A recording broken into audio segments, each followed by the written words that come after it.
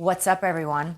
This is Goldilocks, former TNA backstage interviewer, manager, and you're listening to TNA Cross the Line podcast. Thanks for being here. TNA Wrestling, Cross the Line.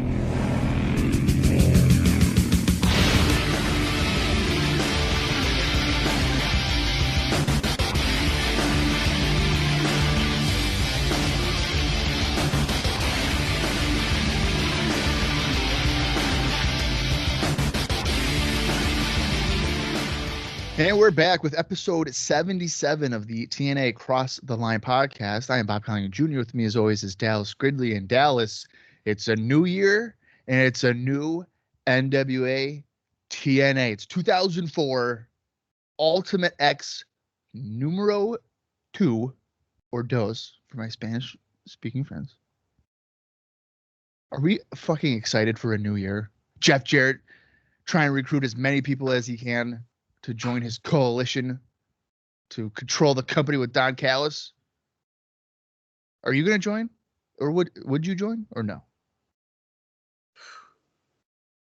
If I have to join or just get beat up every week, I'd probably join.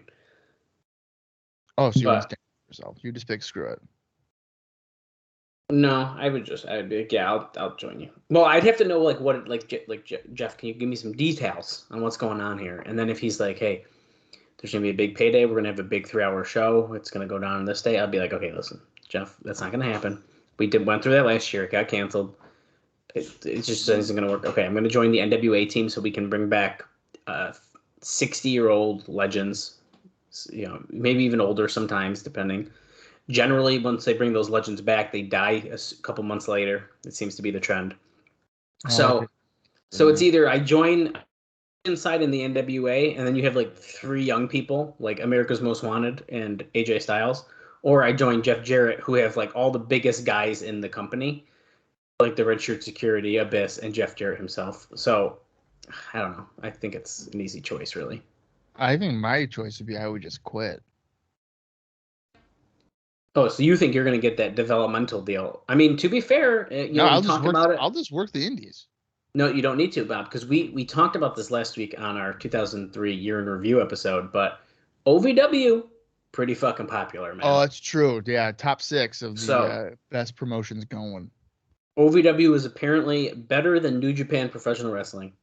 Right. In 2003, at least according to the Observer Newsletter Awards, which, like I said, we talked about that on our episode last week. But to answer more of your question, Bob, I am excited about 2004. I think we've said it ad nauseum at this point, but I can't fucking wait to watch this year. Now, I think it's going to be similar to last year, where I bet you this first month is going to still feel very much like what we've been watching. I'm not expecting anything mind-blowing on this episode we are about to watch, January 7th, 2004. But once we got to hit that transition. And last year's transition, I believe, happened when Raven came to the company and shit changed. So I think we are going to need that transition. And it's really going to be exciting because I haven't seen, realistically, full shows at all from 2004 that I'm aware of. Very similar to 2003. I've seen bits and pieces. I know of one major thing that happens, and that's kind of it. Well, 2 if you count what happens later in the year when we've talked about it already. But we kind of start splitting our time and all that kind of fun stuff. So yeah, and the one thing that you thought happened in 2003.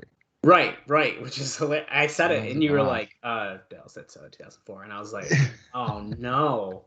So, and that's where I knew I fucked up. I knew my timeline was totally screwed up, but that's what you get for really at your disposal, at least years ago. Today's different. I only had so much. I only have compilation DVDs, or, they didn't release the Asylum years in episodic order until the Impact Plus app, really. Right. So how did I know? You could have told me Raven got his head shaved in 2004, and I wouldn't have known any different. Oh, yeah, why not? That sounds right. Yeah, you wouldn't even bother to research it. You would just trust it. I trust it, yeah. Yeah. You probably trust all politicians too, don't you? No. And we're not talking politics on the show, but we're talking about wrestling, which I want to in talk. Let's turn, talk about the 2024 election. I think that. wait, no, we're not talking about that. What the fuck? I Why thought are we you thinking about it? Actually, there is some level of an election going on. If you kind of think about it, they're politicking Mr. Don Callis and Eric Watts for Well, that's a good point, controlling actually. interest of NWA-TNA. Right, that is one of the things that we have going on right now, as well as like you mentioned already the Jarrett stuff of who's going to join him and stuff, and that's like probably the biggest thing going on. But I'm going to have you. We'll touch on that a bit in our notes. There's actually a pretty interesting note about that whole situation. What else do we have going on? Raven, they're slowly building him to fight Jarrett again, except last week, and we'll talk about it again in a minute. But the Gathering, not last week. Technically, 3 weeks ago, technically. Yeah. The Gathering turned on him. Yeah, that no good Julio, Dinero, and CM Punk, those bastards. They turned Those sons of bitches. Turned on their leader. I think I meant to ask you this at our year in review. Kind of like, what could we maybe expect in 2004 as like a viewer watching for the first time? Is it first? With the mindset of like we've never seen what's going on, what we think as a viewer, like that's what I like to do on this show. Is like I like to go back in time in my brain and be like, I've never seen this stuff. Right. As a viewer, what would I think could potentially be going on in 2004? Like if you were a viewer, how we're watching this, like we watched 2003, you watched 2002. What do I expect? Or if you're a new time viewer? No, like we followed it. Okay. I actually thought about this as well. Actually, not long after we finished recording that episode, I was like, oh, we didn't really kind of talk about what we have to look forward to. And I'm going to have to say I got to blame it on them because they kind of haven't given us a lot to look forward to. So I do think that maybe that's why it kind of slipped our minds. But for me, I really want to see... Want and hope is, I guess, two different things. I really want the X Division to like feel important again, right? Because honestly, this might be overshooting it, but I feel like it hasn't been like super important since 2002.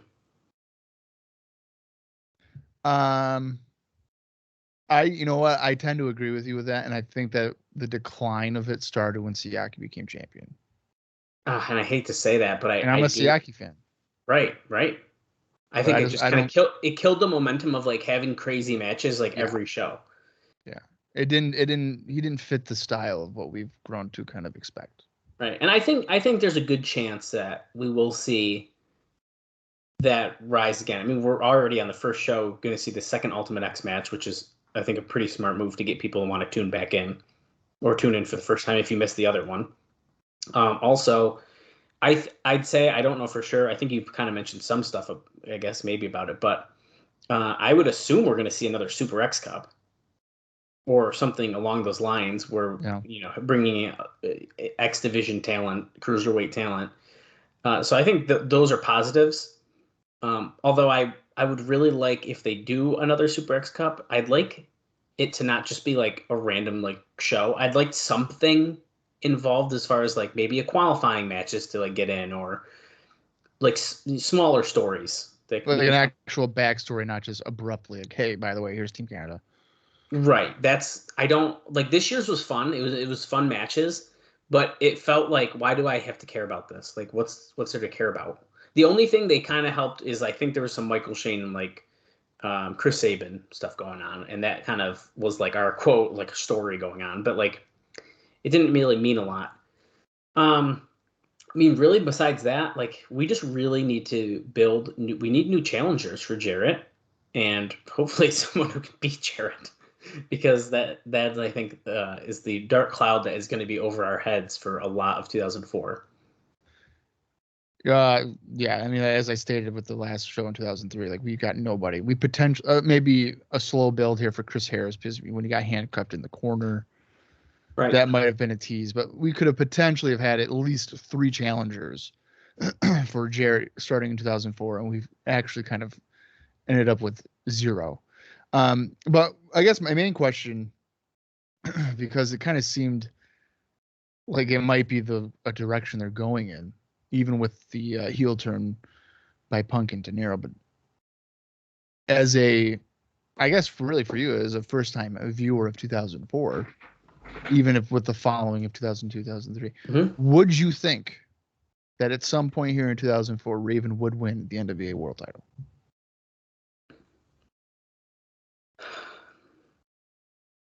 My gut wants to say I would think there's still a chance, but we've missed the boat. I mean, we missed our peak, and then he's dipped extremely like since then as far as a contender for the title. Yeah. But I don't think that Raven's the kind of guy who, if you you have him feuding with red shirt security members, I don't think that you can't not build him back up. Like I think it can be done. Would you maybe do something similar? And to be honest with you, Vince Russo, the lead writer for NWA-TNA at this point, has had a tendency of like repeating storylines and repeating characters with different people. You know, right. For instance, like an example would be like Chronic in WCW was very similar to what APA was, etc. You know, stuff like that. Oh wow, but, that's a really good point. But would you maybe think that one of the maybe a major storyline here could be that Raven would be like Sting and have to go through Jarrett's like coalition of men, which would be like the NWO before he gets to Hogan. The Hogan being Jarrett. I wouldn't. You know what? I don't think I'd hate that. It writes itself, and you probably get maybe a couple of months of time before you have to get to Raven Jarrett. Right, and I don't hate that. And I was gonna say as well, Raven winning the NWA title, I think can happen on one. There's one right way to do this. You fucked up once. You fucked up in April last year. So there's one way to do this right, and it's not just Raven gets the belt in general. He has to beat Jeff Jarrett. Yeah. Has to. And in fact, I think he's been screwed so much, he deserves a fucking clean win over Jeff Jarrett. I agree with that. If Jarrett loses it to someone and then Raven got it, that's, I don't know. That would leave a really bad taste in my mouth. Yeah, because like as we've been saying, the climax really for the story was the April 30th, 2003 show where Raven didn't win. But even on the Valley Down, he could have won it in the triple threat match between Styles, Jarrett, and Raven, and they didn't even do it then. So then it continues to plummet.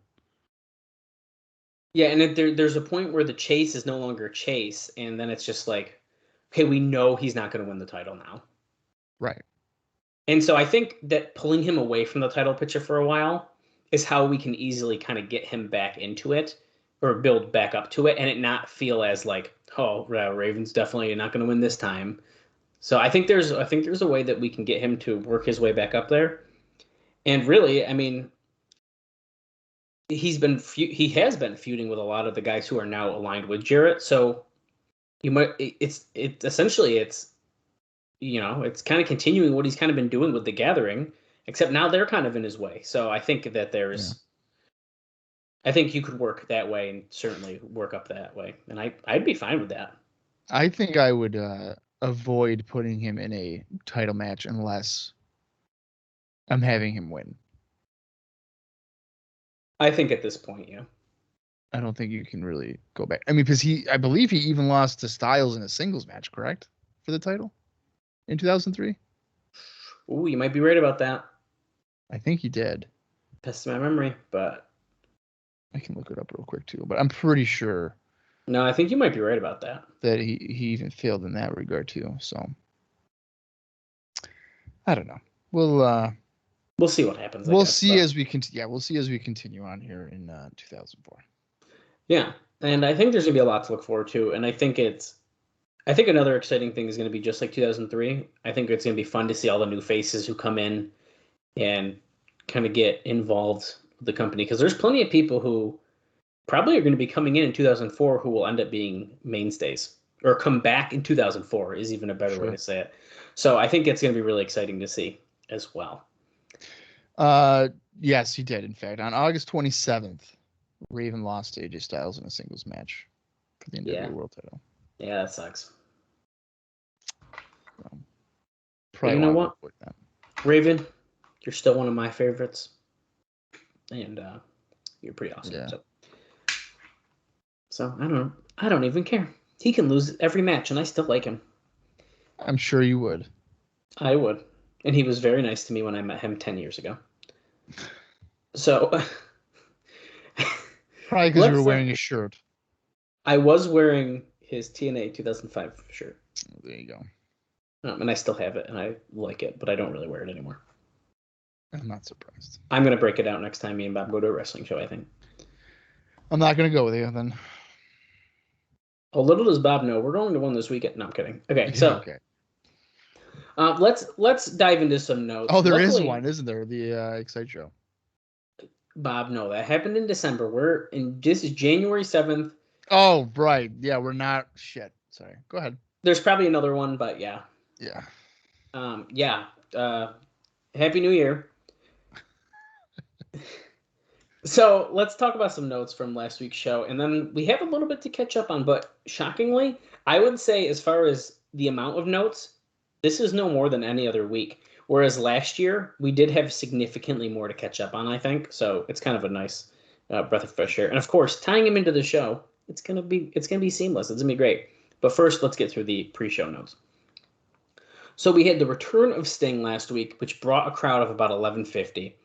Although Dave says that it was more of an increase in freebies coming to see Sting, as the early lines were 3 times as long for freebies as the paid line. So figure paid around 300 out of the 1150. That's incredible. Weren't they getting rid of the freebies?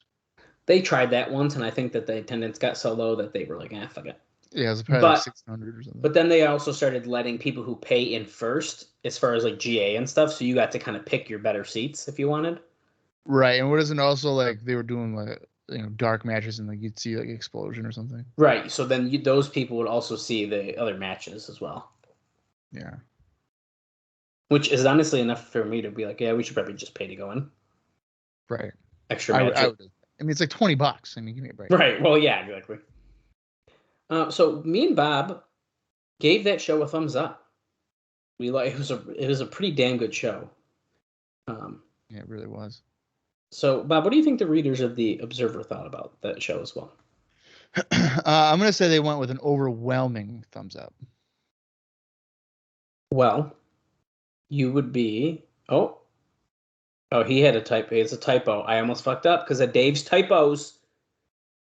I believe it is supposed to be 74.5% thumbs up, 13.7% thumbs down, and 11.8% thumbs in the middle. But he has it written thumbs down and then down again. So I believe it's thumbs up is the majority, the way it's written, though. And you know what? We didn't run over the card. So before you guess the best match, let me do a really quick rundown of the card from last week. We had Sting defeating Jeff Jarrett in the opening match, which was insane. Christopher Daniels defeating Chris Sabin. America's Most Wanted defeating David Young and Glenn Gilberti in the Nashville street fight. Johnny Swinger and Simon Diamond defeated AJ Styles and D'Lo Brown, and the winner gets their Wish tag team match, so they now get a shot at the NWA Tag Team Titles again. Michael Shane defeated Low-Key to retain the X Division title. And then in the main event, there was the 6-man tag team cage match where Abyss, Northcutt, and Legend defeated The Gathering and Raven, and that is where The Gathering turned on our buddy Raven. So what do you think out of those got voted on as the best match? I'm going to say the Nashville street fight. No, that was not it, actually. Damn it. Not the cage match. No. Sabin and Daniels? Nope, that was second. What the fuck? Shane and Low-Key? Shane and Low-Key, man. Really? Yeah. Yep, and Daniels and Sabin were in second place. Now, what about the worst match?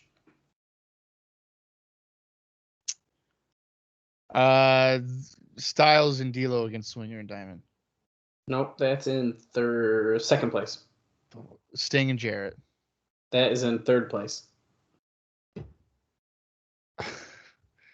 The Nashville street fight? Nope, that's not on here. The cage match? The cage match. Wow. Wow. Okay. Those were all. I can see why. I mean, you got 6 guys in one cage. It was a clusterfuck. It was, and was. Honestly, I was kind of not that I didn't think it was awful, but by that time I was like, okay, we should get this over with now. Right. And then the turn happened, and I was like, okay, right.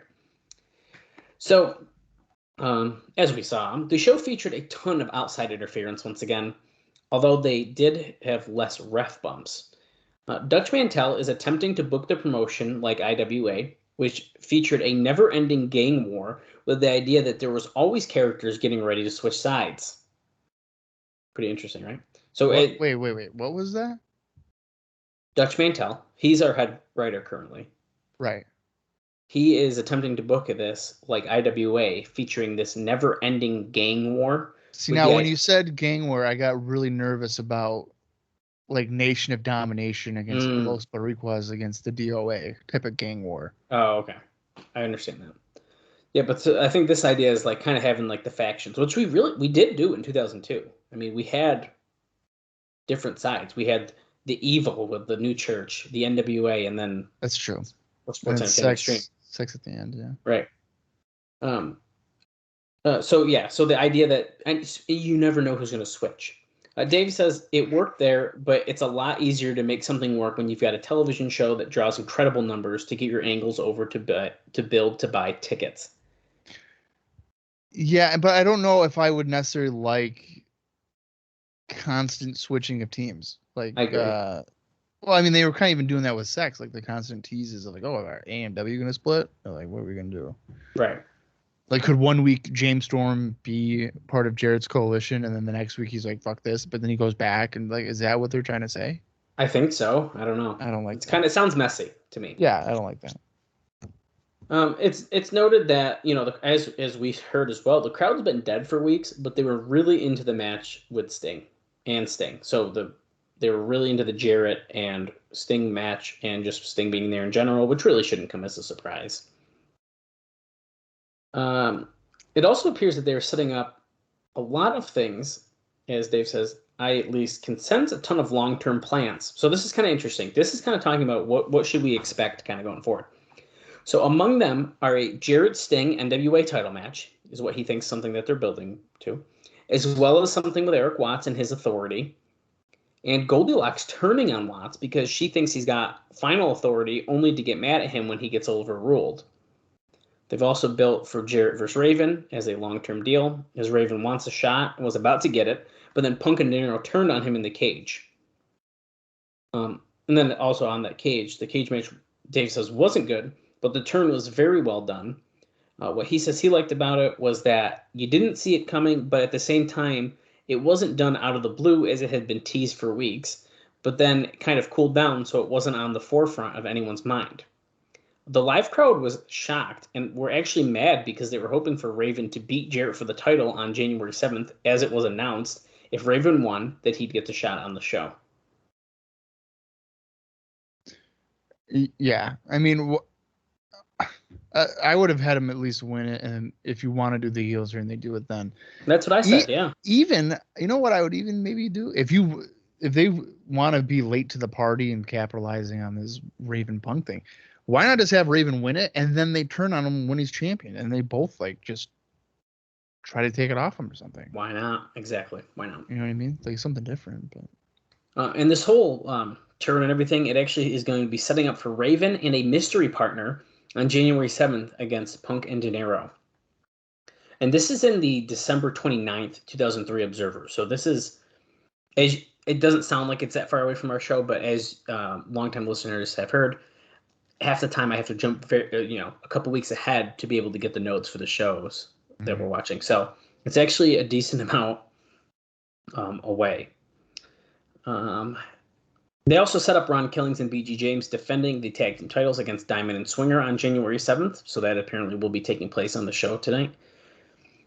because of a Diamond Swinger winning over Styles and Brown. As mentioned already as well, they are doing the Ultimate X, which is the deal where they have the belt hung on some cables above the ring, and the idea is to climb the cables and work your way to the center to grab the belt. The first one on August 20th was a unique gimmick and damn good. Michael Shane, who is the longest running X champion in history, puts it up against Christopher Daniels, Chris Sabin, and Low Ki. And damn, that sounds so good. I can't wait. I think it's going to be a good match. I'm really excited about it. He talks about the Michael Shane Low Ki match here. So this is kind of interesting. Remember, Bob, there was somewhat of a botched ending to that match. Right. Yep. So listen to this. The finish looked botched as Low Ki did a 450 moonsault, but Shane got his knees up and cradled Low Ki. Low Ki appeared to kick out. The ref counted to 3 anyways, and everyone just stood there like something screwed up. Now, apparently, what happened was it wasn't the scheduled finish, but Shane's body went numb, and it was a scary night. Apparently, earlier in Explosion, Altar Boy Luke's body went numb, although in both cases it was temporary and both were fine. Since he could hardly move, he called for the finish off that move as an audible. Low Ki wasn't supposed to lose clean, as Tracy and Shane Douglas were supposed to interfere, which is why he'd have a gripe in being the Ultimate X. But stuff happened. The plan was for Low Ki to have Tracy up, Shane attack him, and he'd drop Tracy, which would fake blowing out her knee. Low Ki would be concerned, and then he'd be jumped, and it would be revealed Tracy's knee was fine. Anyway, after all the mess, she started selling her knee and did a good enough job that Dave says, I question whether or not it was legit watching it. And I said the same thing, actually. Yeah, we both did. We're like, oh, she hurt herself. And he says, of course, I questioned it because it made no sense in the presentation, although that's nobody's fault because it did make sense the way it was laid out. None of the rest of the stuff happened, so she just stopped selling, got up, and walked. It was walking fine, and no attention was called to it. Yeah. And then, of course, we know Elix Skipper has returned, and after signing his new contract, he's back, saying he wants to form Triple X again, but Daniels and Low Ki want nothing to do with each other. Right, so he's going to do like the whole make peace, or try to make peace or whatever. Right. So yeah, pretty interesting that actually we had a feeling that was not the correct finish, and it was in fact not. No, what really made it obvious to me was when right after the finish, like Douglas came out, and he came out looking as if he missed his cue, but in fact it was just everything else went wrong. The audible, yeah. There's also a note here about Low Ki. I thought that was kind of interesting. So Low Ki is developing a bad rep for hurting people. No kidding, with his fucking kicks and shit. Are you kidding me? Well, Sabin was bleeding from the mouth, and that isn't the first time that's happened. He works the Japanese style where busting people up is just considered part of the business, and that isn't the case with people here. It's also noted that Antonio Pena is scheduled to come out on January 7th, but is anyone's guess if he will actually be here or not. Remember, that relationship between AAA and TNA is starting to get strained a bit. Right. I'm just going to tell you this note right now as a tease because I got more on it that we're going to talk about during the show. But there is some talk, Bob, of bringing in the Insane Clown Posse as heels to feud with 3 Live Crew. Oh, man. What do you think about that? Obviously, I can see why. The whole music aspect. I can totally see why they would want to do that. I don't know. I don't know if I would necessarily hate it. I don't like 3 Live Crew.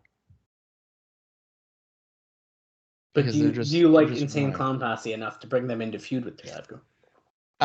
They certainly don't move the needle for me. So I guess I'd have to say no. Right. I do like out of the 2, Violent J and Shaggy 2 Dope, I do like 2 Dope. Which one is he? He's the one that will do like top rope moves. The skinny one. Yeah, I like him too more than.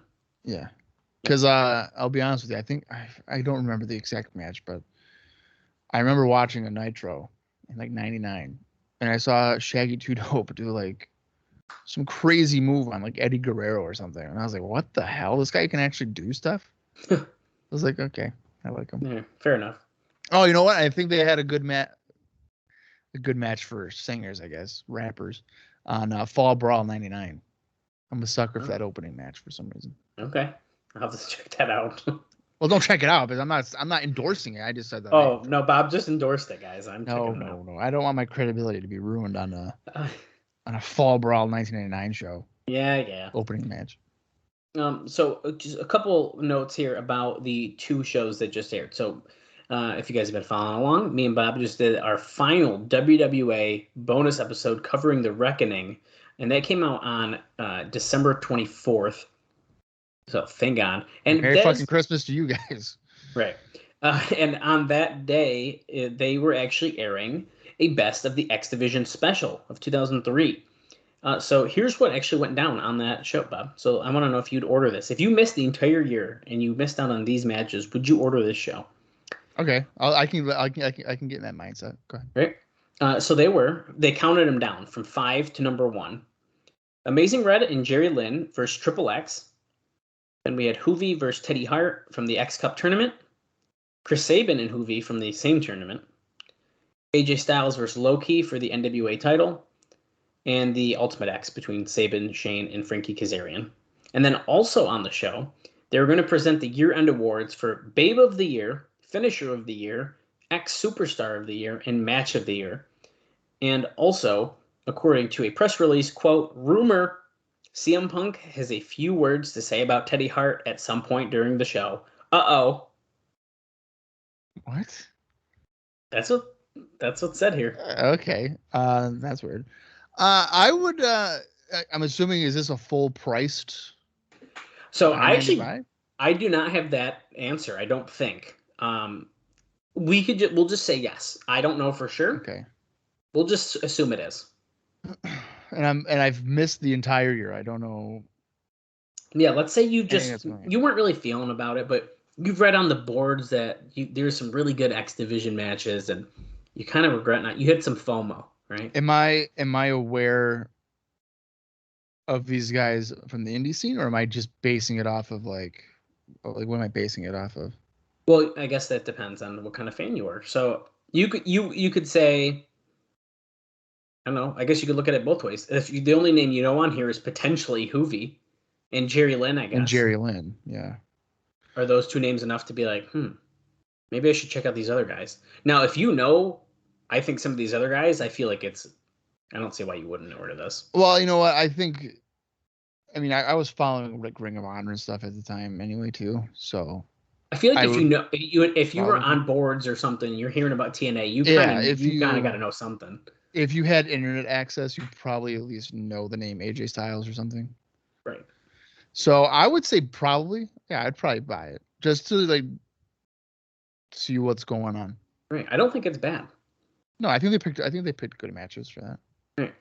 And now on December 31st, which was last week, if you guys are listening on January 7th, we came out with our 2003 year in review episode, and that's because they had their own year in review show.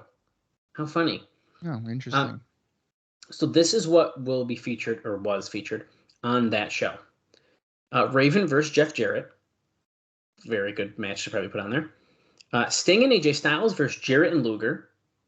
They also had the scalping of Raven by James Mitchell, and the guitar shot to Hogan by Jarrett in Japan. Apparently, they'll also be announcing the Tag Team of the Year, which Alvarez says 3 guesses, because we didn't have a lot. But plus feature promos by Raven, AJ Styles, and Jeff Jarrett, who will give their thoughts on the most memorable moments of 2003.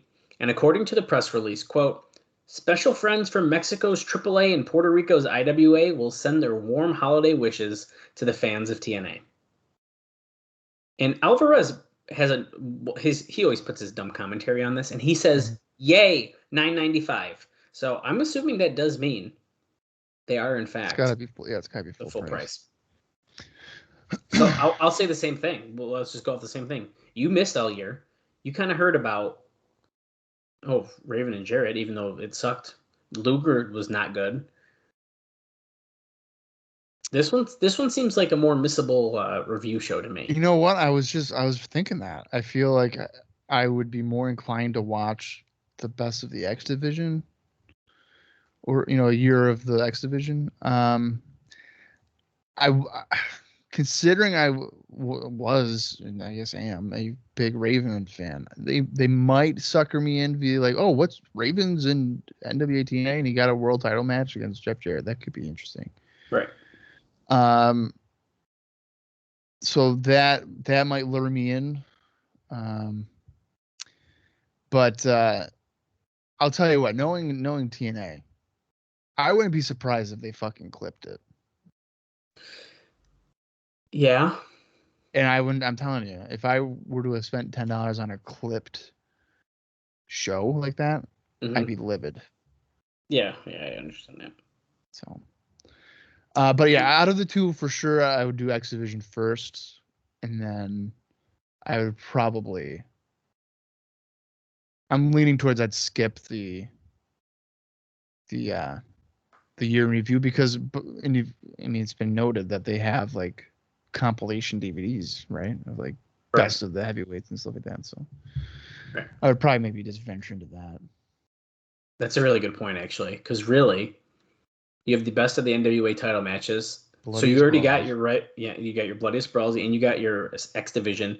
Those are some pretty good shit that you're gonna be able to watch, and there'll be stuff from the previous year as well on those. So. And to be honest with you, you probably could get. I think you might be able to get those in store. That I don't know. That I don't know. I feel like you could have. I feel like I had gone to FYE before, and I had seen the comps of it. Okay, I'm gonna take your word for that. But those DVDs are so hard to find now that I'd be really surprised if they were very I could be wrong. Available. I could. Well, you know what? They might have been in there, but like used. They could have been that. Not brand new. I feel like I've seen those. I don't even know if I didn't see. I don't even know if I had seen TNA DVDs like in Best Buy and stuff before 2009. Oh, I did. You did. I've told the story before. I got a 3-pack, my dude. It's got Victory Road 2004, Lockdown 2005. But was it released later on? No, I think I got it around that time. Okay. It was a 3-pack, and because they did re-release those, but I'm almost positive mine is from around that time, because that was when I first found out about TNA, and it was just like, what is this? Right. Okay. Because by 2009, I was well into it. So. Okay. That makes me feel like I would have seen that in the store, because that's 2004. They might have gotten their backlog into the stores. That good point. That time. Okay, that's fair. Yeah. Maybe not 2003, but end of 2004. So. Yeah, that's true. I only got 2 more notes, and one of them is really fucking interesting. So let me get to the one that's not. Anytime Dallas says really interesting, it's usually monumental. So I'm a little nervous. I think it's a pretty big one. So hold tight. There was clearly some trepidation in the WGN situation. Shocker. Shocker. On the December 17th show, which was the final show of the year, Jeff Jarrett, on the air, never referred to his big surprise. Not once. Remember how we That's right. Yeah. Which was going to be the WGN announcement, which he'd been pushing for weeks. Dave says, I'm not sure what that means, other than it is clearly less definite that they are doing the deal than it was a week ago. Although we're told it isn't dead. We're also told that due to the expense, they are considering buying a 30-minute time slot instead of a 60. But no deal is done. Jarrett was doing a hard sell negotiation with someone just before press time and told them about WGN, saying that they've got it, but admitted the contracts aren't finalized. That's kind of interesting to me. Like, they would be paying WGN $50,000 a week. Yeah, that's a lot of money. And then you're meaning to tell me that WGN's like, we're not sure if we want your money. That's a really good point, actually. That's what's like being told here. It's like, well, maybe we'll see. That's kind of an interesting. Yeah, it is. Kind of tidbit there. Like, well, we might do it, but like, we'll keep you posted. Right. And my final note is from the January 7th, 2004 newsletter. So we have quite the range. We go up to January 12th as for reference. Mm-hmm. But my final note, before we get into the show, I got notes throughout the show, and there's some really fucking good ones. And I'll just tease you right now. There is a Vampiro interview, and you won't believe what he says. You won't believe it. Oh, no. So we'll talk about that during the show. Oh, boy. Is it about Sting? No. No. I was hoping it was, but it wasn't. Yeah, that's what any interview I've ever heard. He usually trashes Sting about stuff. Right. Well, this was in a different section of the newsletter. It was in the WWE section, and that is that Kevin Nash's 2-year contract is expired this past week. Oh. So, well, Dallas, what does that mean? Well, Nash has talked with friends about trying to get a deal with TNA. Although Dave says that he is going to be playing any angle he can to get a new deal in WWE and go in as a tag team with Hall. But he has talked already with people at TNA, and current insider betting line is that it's the most likely option. That is quite the decision, because Nash and Hall at first would raise the profile of TNA a little, and then it would give them guys who at one point were national stars, and if they go on WGN, they have to make impact quick because of the costs involved. So he would want to come into TNA with Hall as a tag team. And it's kind of what he's getting at, yes. Who in the world would they work aside from AMW? Well, that's a whole different issue. I mean, 3 Life Crew probably. I don't think it'd be good. I'm just saying. No, I don't think it'd be good at all. There's also, I mean, he talks about the last time that Hall was around. It was like meh. And that Nash is so big that he would expose guys like Styles. And then it's also says he kind of continues here. This is interesting.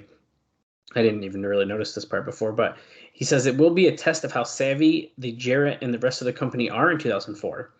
Desperation and starstruck means they bring them in, push them hard. Selfish savvy, and by that I mean trying to maintain morale and protect the position as top star and most powerful booker in the company says you don't bring them in. What the right business move would be is more debatable. I would bring in one at a time. Yeah, I don't know if you really need both. We've already seen Scott Hall. I do think if Kevin Nash showed up in the TNA Asylum all of a sudden, I'd be like, what is happening? That would be pretty nuts. But kind of what you're saying, I feel like he'd really kind of expose the main event guys. Yeah, Luger didn't really. Because Luger's not a giant like Nash is. No, I mean he's a big guy. He's a big guy. Yeah, but Nash is even bigger. That's the thing. Nash is a tall guy, too. Mm-hmm. So that kind of. Yeah, I don't know. I mean that's tough. I would not have them come in as a tag team. I don't think there's value in that. And like you said, we've seen Scott Hall before. Company's a little different now. He might even fit in better now.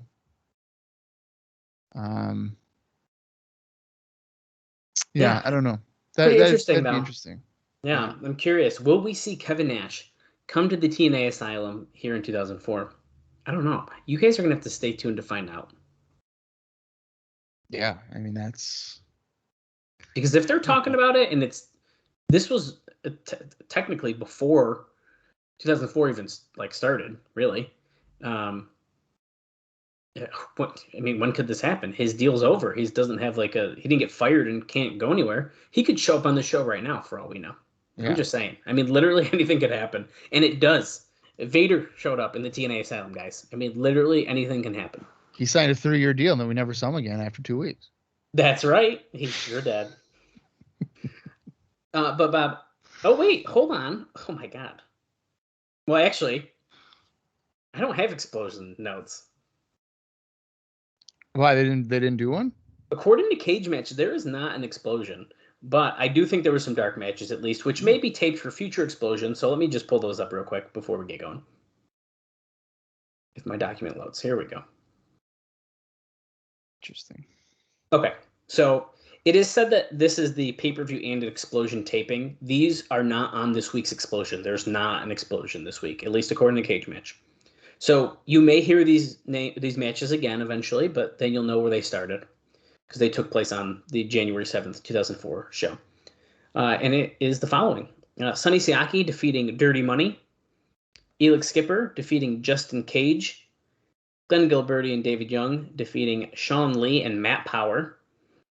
And Kid Cash defeating Matt Sydal. Okay. The Cash and Sydal match might have been good. Right. Not a bad Explosion again. Okay, now I'm ready to watch this show. All right. Well, then it's time for the first show of 2007. That's January or 2004. It's January 7th, 2004. We're not in 2007 yet, folks. We've got a ways to go. Hang tight. 2007's on my brain because I've been reviewing impacts from that year. So excuse me. The runtime for this is 1 hour, 54 minutes, in 16 seconds. I actually clicked on my time thing. So instead of starting at all zeros, I'm going in reverse.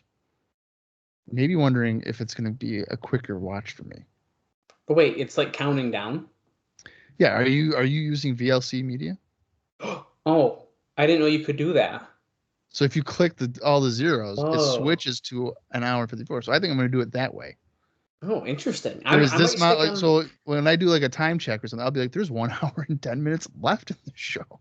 Okay, well, I'll give you guys the regular time check, I guess. I'm going to stay at zeros. Okay. All right. I want to count down from 5 when I say play. If you want to watch along, that's when you're going to hit your play button on Impact Plus or on your VLC media because you have it in your own personal collection. Maybe you also recorded it on VHS and then transferred it to a DVD. And then upload it to your computer in an MP4 format. I don't know. Not saying that's what I did, but I'm just saying that could have happened. So here we go. 5, 4, 3, 2, 1, play. 12/3/2003. Jeff Jarrett makes a statement to all the TNA. So when he's saying I got news that's going to shock the world, is that the WGN tease that you're talking about? Yeah, it seems that this is the WGN tease. So he started doing that on December 3rd. Right. Wow, okay. And see, Jarrett saying, we're running the show. Callis has power. Bob, do you think, before we get us too far, do we have a new intro song? Ooh. Or set? Maybe a new song. I don't think it's set. Maybe that's what I'm thinking too. Here's a time check. We have 1 hour, 53 minutes, and 20 minutes. 49 seconds. If you're following looking at a normal person, they're showing Jarrett talk on the phone about Dinero and Punk attacking Raven. They're showing flashbacks from our last show. Remember, this was 3 weeks ago, so this is definitely a highlight. You need this. We need this. You definitely need the refresher. It's been many weeks at this point. Look at him on his little fish flip phone. Dude, it's funny with the flip phones. I was watching something today. Oh, I was watching the Ruthless Aggression documentary. And I saw like a bunch of like clips where they were like using flip phones, like so cool. Like The Rock was like, let me get my Nokia out. Oh, right. It's funny. So Jarrett is on the phone. Meanwhile, at the TNA Christmas Party. What? Oh, I didn't know we'd see behind the scenes at the Christmas party. Oh, that's cool. Locks. She's at the bar alone, and here's Don Callis. Buy you a drink. Dude, he is a guy that would totally spike your drink. Are you kidding me? Oh my god. Oh, do you dance? Oh, look, he wants to dance with her. Wow, does he not work as a really creepy guy? Oh my god, dude, I'm just thinking that, man. He's giving me the heebie-jeebies. It's like a horror movie. Yeah, it is. Talking about Watts being in power. Oh my god. Why is there no one else at the Christmas party? I don't know. Why is there a camera this close to Don Callis' face? Why isn't the cameraman helping her? He's clearly like being inappropriate. So he's saying you'd be better off at a place at my dinner table. Goldilocks says, "You're disgusting." He said, "We'll talk about money." He kind of tosses her. Oh, he spun her. I thought he just pushed her away. Oh, she says, "How much money?" Oh. 3:50 p.m. today. What? Who? Some guy named Tom? She doesn't know. spell it. He says, "The greatest NWA champion of all time," and she says, "And who's that?" He goes, "Jeff Jarrett." And I was hoping he was gonna start spelling it. JEFF. Yeah, what's he waiting for?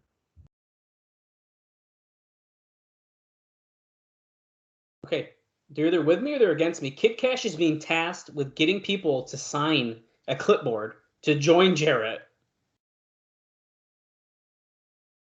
Oh, Abyss. Cash is like, oh, I gotta go to Abyss. I hit that guy with a chair before.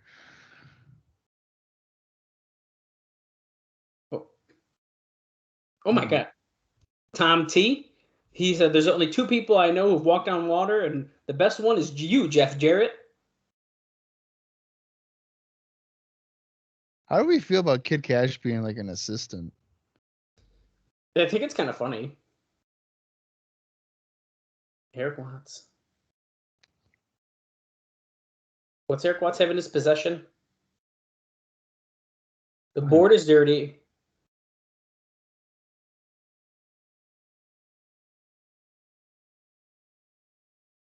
They've opened the door. Not a sanctioned board.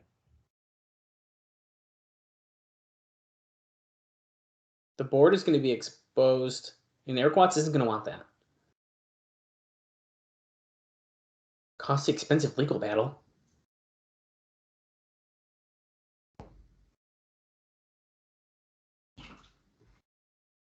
Huh.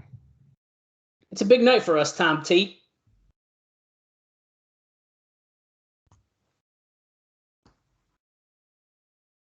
He's Mr. TNA. Yeah, so it looks like Jeff Jarrett has become Mr. TNA. He won that award.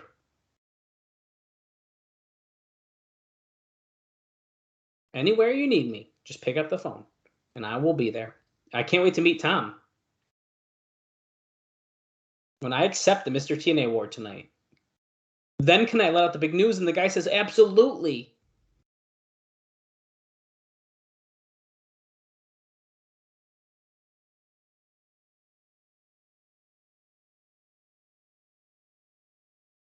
Huh. Okay, so when he wins Mr. TNA, he's gonna be like, run WGN because of me.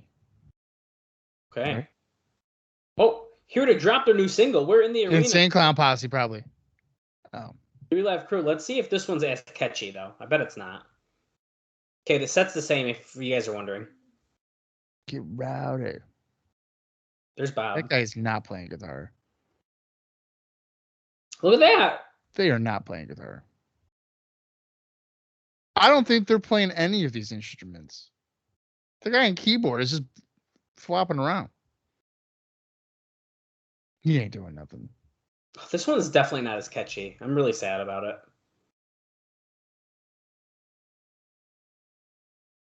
No, I don't even know the words of this.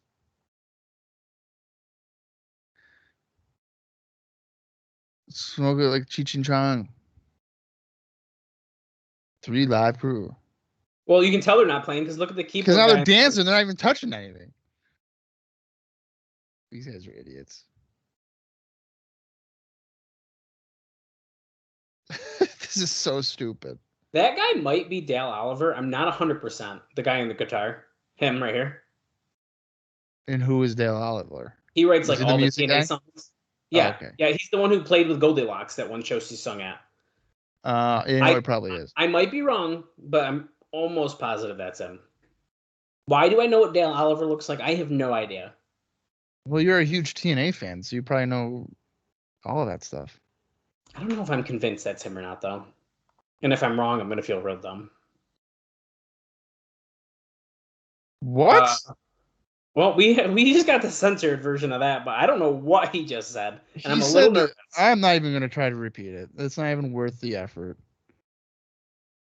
Because Okay. that's a bit much to even suggest what he might have said.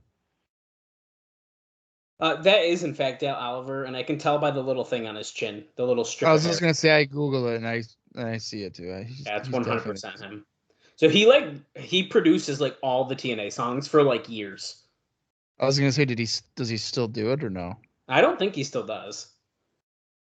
But the fact that this guy's got his own Wikipedia page, there you go. That's all you got to Oh, know. that's how you look. I just Googled it. Well, no, I googled it too. I'm just saying he has his own Wikipedia page. I should have my own Wikipedia page too. Okay, well, I hate to say I'm happy that's over, but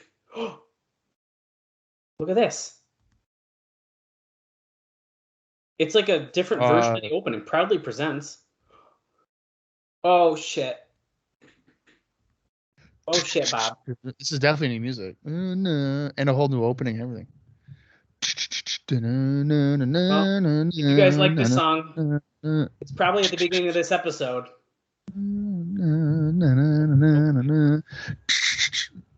Well, should you use it at the opening of the episode because we don't know it?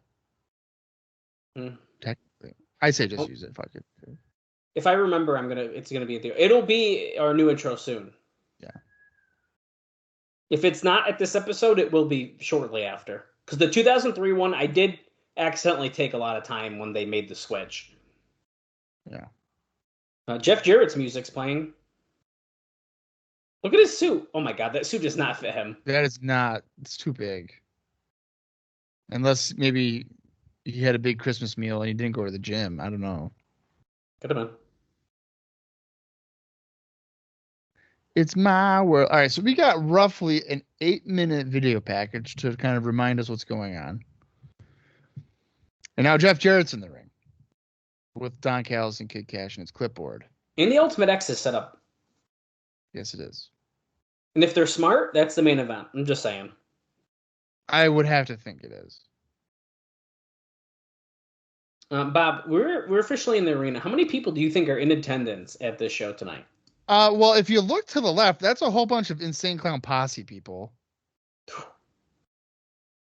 I'm gonna say it's more than you. Is Insane Clown Posse on the show? I don't know. I didn't look that up. I'm gonna say 900. Nope. We are at. Oh yeah, look at them all. Look at that. Actually, those guys have been here before. I feel like. But anyways, that many in that spot? Not that many. There were over in that spot the last time they came though. Oh. I think they're chanting "You suck dick." I think it's the Insane Clown Posse fans. But they were censoring it. Yeah. No, Bob. We have actually 1,200 in the building tonight. 1,200. Look at all the Insane Clown Posse guys. I'm telling you, that's probably 600 of them. They're getting rowdy with 3 Live Crew. Maybe Jarrett's saying there's no title match tonight. They might have read the rumors as well that Shaggy 2 Dope and Violent J are coming in, and they're like, "Well, we got to come in."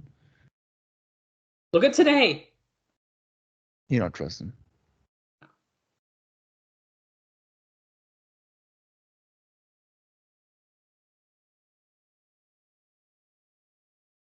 Jarrett's saying that Tna's going to have to get in the ring to give him the Mr. TNA award. The winner is none other than the NWA World Heavyweight Champion, Jeff Jarrett. Yes. Yes. Look at the fingers. Today, you got to do it, Tna.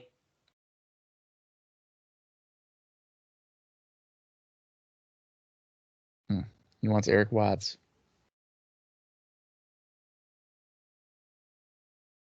I'm going to remove you. He's really struggling with talking tonight. He's excited and nervous. You and Gold Digger, get out here. Well, she did say how much money. If I'm Eric Watts and I saw that video, I'd be like, what? Jeff the Jack Jarrett. Jarrett.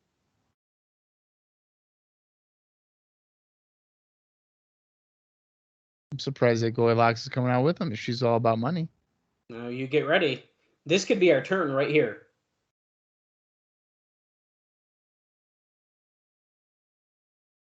Goldie looking as good as always. The DOA and Goldie run this. Nice sign. They're trying to tell Eric Watts to sign the paper, and Jarrett pulls Kid Cash away. Yeah, Eric Watts ain't gonna sign that.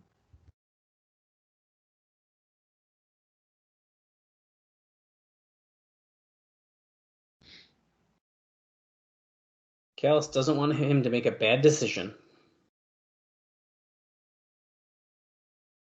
They have the #1 trial attorney, #1 lawyer in America.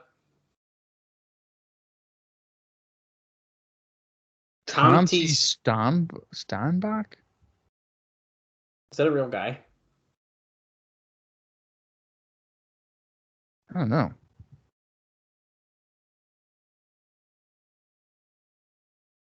I don't know. I don't know if it is. It's not. I don't know. How do you say his last name? Steinbach? I don't know. If it ain't coming up in my top Google here, I don't think it's real. Where there's smoke, there's fire. Don't make us sick that guy on ya. Don't make us take us to another level. You need to think about your life, your position. Are we about to see the end of Eric Watts' DOA run coming up very soon here in 2004? I think he's suggesting that the people that hired Watts don't have power anymore. I think so as well. And I think that's what that board of director talk was on the phone that Jarrett was on. Oh. Talking cheap. And Goldie's like, little do we all know that she already asked Don Callis how much money. He's whispering lines to Goldie. Make sure you say the jackass part. What? No. Answer. Guilt by association. He wants Eric Watts to step down himself. Let me tell you something, Don. I have thought about what you said.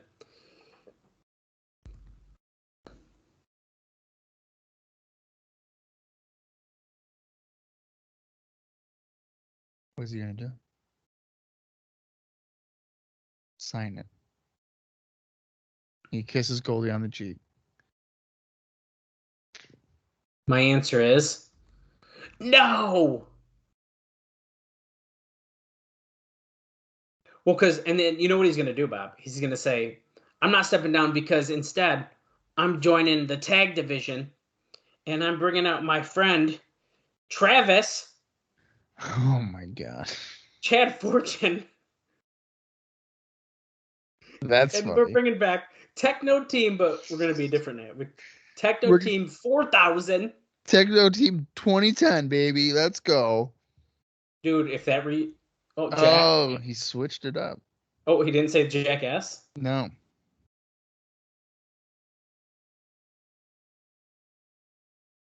Hey, Kid Cash.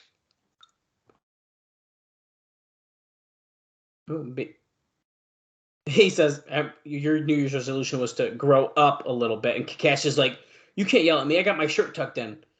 My long sleeve sweatshirt is tucked into my pants. Dude, Jeff Jarrett's big ass jacket, huge tie, and pants pulled up wicked high. I cannot do it. I know, dude. It is so over the top. That's like if I needed a costume for Halloween and I went to the thrift shop. Yeah, Eric Watts is just. I know he's referencing the championship, I think, but he just said you're carrying 10 pounds you don't even need. Which might have been, I thought, maybe a weight, but he's clearly talking about the championship. The director has spoken. He says you're gonna lose that title right here this year in the Asylum.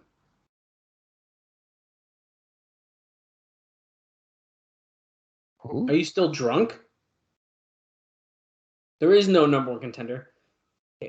AJ Styles isn't out here because he can't compete with me. Well, they may not be out here, but let me tell you who is here. Sting is out on the West Coast.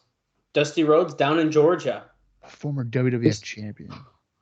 They just said he stuffed Dusty Rhodes full of mothballs. He's big.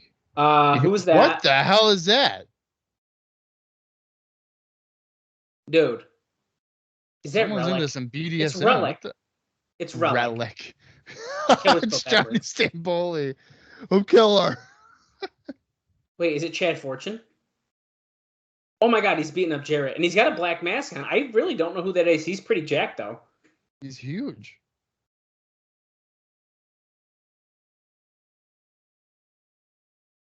Holy crap. They better fucking show us tonight, Bob. They better fucking do it. Fighting on the announce table. Throws Jarrett back in the ring. Why is he wearing a mask like that? Is he like afraid to show who he is? Oh, Jarrett slipped away, though. But Eric Watts has the NWA title around his shoulder, which is odd. He's like Lex Luger. We're testing out right now to see if I should be champion. Dude, I don't know who this is. That's fine.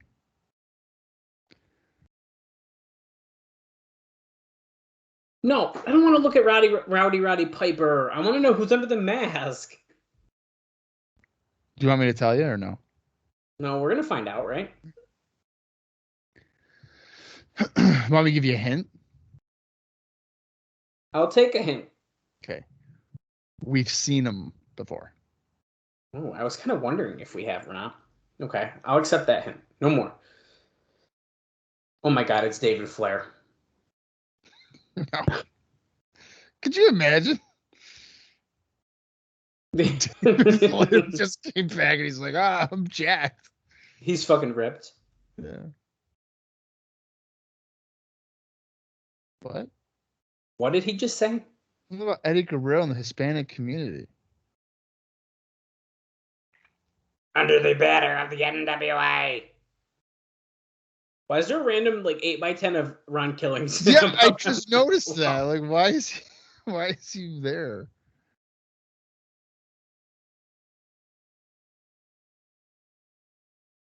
I followed Flair from Charlotte to Portland.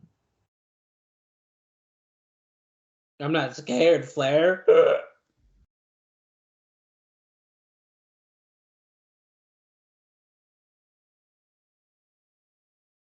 Oh, brother. All right, this is his home, NWA.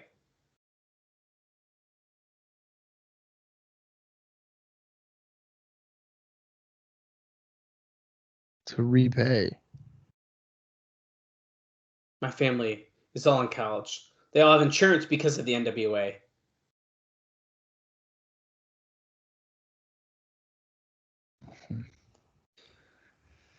What is the benefit of Roddy Piper being here? So can someone tell me? There's no benefit, I'm telling you. Here it is, our tag team of the year for 2003, Swinger and Diamond.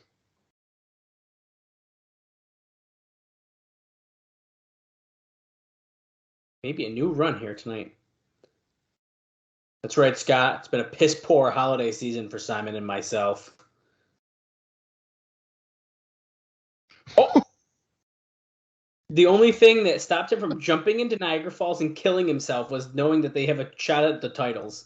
And here's Gilberti and David Young, Bob's favorite wrestler. Extreme thing to say. I know. The only thing that stopped me from jumping into Niagara Falls and killing myself was to know I had a shot at the NWA Tag Team Titles. Oh, man. Gilberti's saying you're losing focus because Simon's basically, we're going to win the titles and bring them to our camp.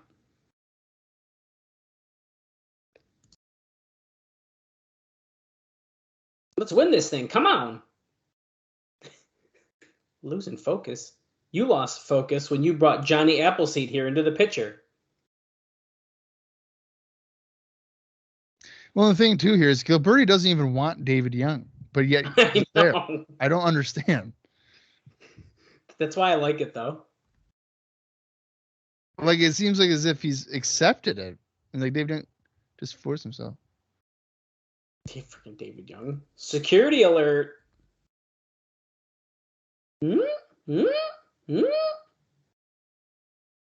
Oh, I have some notes. You remember our buddy Ryan Wilson? Yeah, what about him? Well, he's, of course, a former red shirt security member. Did he jump into Niagara Falls? Close enough. He's now working for IWA Puerto Rico. Really? he made his debut on December 13th show wearing the same mask that he wore when he worked Indies as Humongous. And it was pretty clear from watching his matches in TNA that he wasn't ready for the big time yet. No, absolutely not.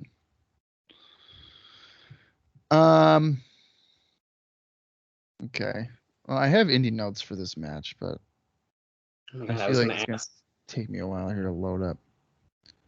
Well, Red Shirts came out, Legend Northcutt, and here comes the Monster Abyss. Abyss, he was busy in IWA Puerto Rico, as you just mentioned. He wrestled Glamour Boy Shane on January 4th, and he lost by disqualification. Then the next day, on January 5th, he lost to Ricky Banderas. And on January 6th, he lost to Ray Gonzalez in a match for the IWA Puerto Rico Intercontinental title. We find the Gonzalez defendants retaining. guilty. That's right, Bob. There's America's Most nothing Wanted. for America's Most Wanted. We Oh, fired everyone just took 3 weeks off. What? Everyone just took 3 weeks off? Well, to be honest with you, I don't really look for some of these guys because I don't care. In AMW, they don't do indie. So, Bob, I just want everyone to know, Bob just admitted that he's a slacker. It's not a slacker. Do you want me to be like Kevin Northcutt wrestled Joe Schmo in Michigan in front of 27 people? No. Yeah, people are here for the do. names. No, people are here for the names. Bullshit. I want to know that stuff. No, you don't.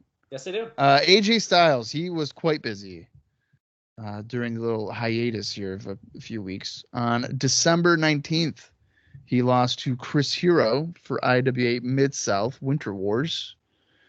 That match was 22 minutes long. The next day, on December 20th, AJ Styles defeated Michael Shane. The X Division Championship was not on the line. Oh. And then on December 27th, AJ Styles defeated Kaz Hayashi at Ring of Honor's Final Battle. Wow. So there's that. And that is what there is for this match. I mean, if you are going to freaking twist my arm. What about, like, Legend? I mean, I care about Legend. I'm telling you, they don't really do anything. So I just stopped even looking. So I'm afraid of those freaking posts are going to fall over. They're already wiggling when they send me the ropes. You know, get ready for the Ultimate X match later. Oh, yeah, that's not a good sign. All right, Kevin Northcutt. All right, let's see. You want to know what he did when they were gone? Yeah nothing. Because he doesn't do anything. You want to know the next time that Kevin Northcutt has a documented indie date on Cage Match? Yeah. Yeah, it's April 16th, 2005. Oh, so that's why I don't look up Kevin Northcutt. Oh my God. Son of a bitch. Okay, let's go to Legend. Legend might have done something in Canada. Styles and Legend in the ring here. Ooh, Legend hit a back elbow on Styles. Tags in Northcutt. Comes back in the ring. Twist the arm of Styles. Goes for a clothesline. Styles ducks. Goes under and behind. Northcutt reverses. Goes behind him. Yeah, okay, great. Joey Legend on December 20th. Wait. Kid Cash is trying to get Sarah Lee to join Jarrett. Oh my God. God. What the fuck? What the heck? Oh my God, he's choking her. No, don't sign. Oh my God, Sarah Lee has just joined Jeff Jarrett. Because Kid Cash is going to punch her. Oh, Harris. Is that Harris? That just dove? I think it was. Well, Harris just did a cross body dive off the top rope onto the floor on red shirts. Now Abyss going after Baby Blue AJ Styles. They match. They do match. Hurricane Rana to the floor. That was good. All right. Joey Legend. And I've actually reviewed this match, so I should have known that he did something. He lost to Crew Jones on December 20th for IWA Mid-South Styling and Profiling. And then on December 27th, Joey Legend lost to Ayers for WXW. Do you know who Ayers is? No, of course you don't. No. Nobody knows who he is. You never know. He's actually on that shirt I bought of Colby Carino. So fuck you. Oh, wow. You See? should have known. I should have. I didn't buy that shirt, though, so. Let's see what AMW did. I'm willing to bet nothing, at least during the time frame in which I'm being forced to look up here. I try to save as much time as I can in my life from having to do this, but Dallas is kind of a jerk and is making me do it. Yeah, well, I'm glad you are because there's just brawling in this match, and besides a couple crossbodies off the top, not a whole lot has happened. That's okay. It's actually the crowd seems into it. It's exciting. I'm excited. Okay. Well, AMW did absolutely nothing during Okay. this time. And I'm even looking ahead just at like promotions that they might have worked in, and there's like nobody. So I'm not going to even waste my time in the future for AMW. So sorry about your damn luck. Okay. So just be grateful that I do any notes for this fucking show. Thanks, Bob. Dicks. Well, I got some good stuff for you later, but I'm saving it. Yeah, we got plenty of time. Let me give you a time check here. No, I'll give you guys the time check. We are at 1 hour and 25 minutes and 28 seconds left in the show. Yeah, so that translates to 28 minutes and 52 seconds. Yeah, I click back to the normal way, but I'm going to click on it just for the joke. Oh. James Storm gets slammed down by Abyss, goes for the cover. Harris breaks it up. Rudy Charles is like, get your fucking ass out of the ring. I don't know if it's the juggalos in attendance, but I feel like there's some good energy to this match. That's what I'm saying. It hasn't been nothing spectacular, but it's been fun because the crowd's into it. Legend whips Harris with his belt, or Storm, excuse me, with his belt on the outside of the ring. It looks like AMW is turning into the SATs here for Dallas. You can't tell them apart. For our next bonus episode, we're just going to do nothing but SAT matches until you get it right. Dude, for a while I had it, and then I lost it again. Yeah, you did. They like disappeared for a while, and I like lost it. Well, you know what I think happened was I think Joel started gaining weight. Or no, Jose started gaining weight, so he started looking like Joel. So it's like, which one's which? Well, at one point, only one of them wore an elbow pad, so that was easy. I forgot about that, yeah. And Tna pointed out. He did. Hangman's News neck breaker to Joe Legend. Or Legend. He's just Legend to us. Joe Legend's on WWA The Reckoning. If you didn't listen to that bonus episode, check it out. Watch along for free on YouTube as well. Northcutt comes in, goes for a clothesline to Harris. Harris ducks. Now they're trading punches. The crowd is definitely into this. I'm really surprised. Full Nelson slam here on Northcutt by Harris. Ducks a wild straight by Legend. Leaping clothesline. Yeah! Well, it helps that they really love Styles and America's Most Wanted, and they really hate the red shirts, and That's Abyss true. is like a good heel as well. So, That's true. but dude, look, I mean, listen to them. They're going nuts. For a fucking Fez press and some punches. They just lost there. Styles, springboard double drop kick to the red shirts. Crowd They fucking pop big for that, too. What is going on tonight? Clothesline. The red shirt's over the top to the floor. Maybe them being gone for a couple weeks made him miss them. Oh, somersault dive by Styles onto the red shirts.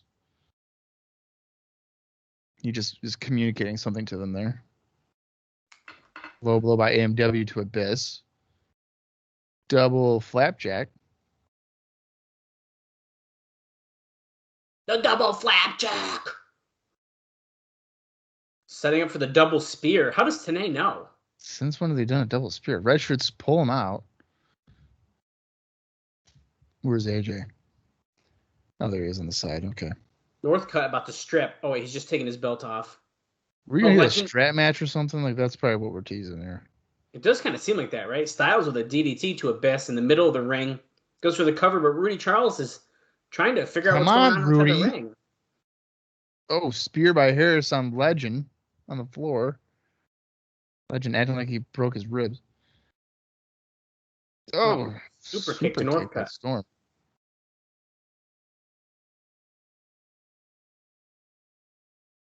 Storm and Harris both have the belts now. Payback with the straps. Oh, yeah, he's choking Northcutt. Don't do that. That's illegal. Oh, Abyss is steps. up. Oh, AJ lands on his feet on an attempted German. Oh, nice kick to the enziguri. side.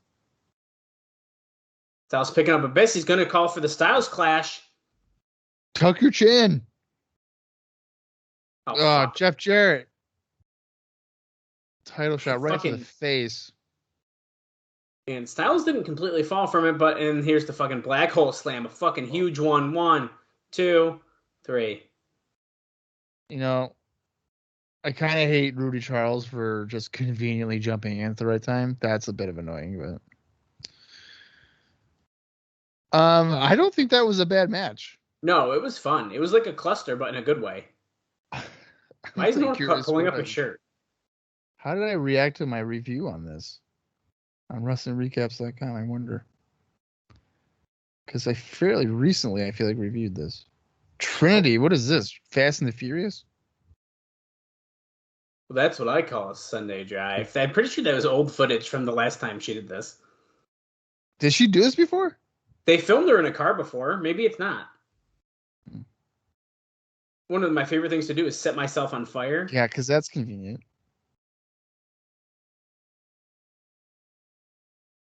Doubling for Elektra, doing martial arts.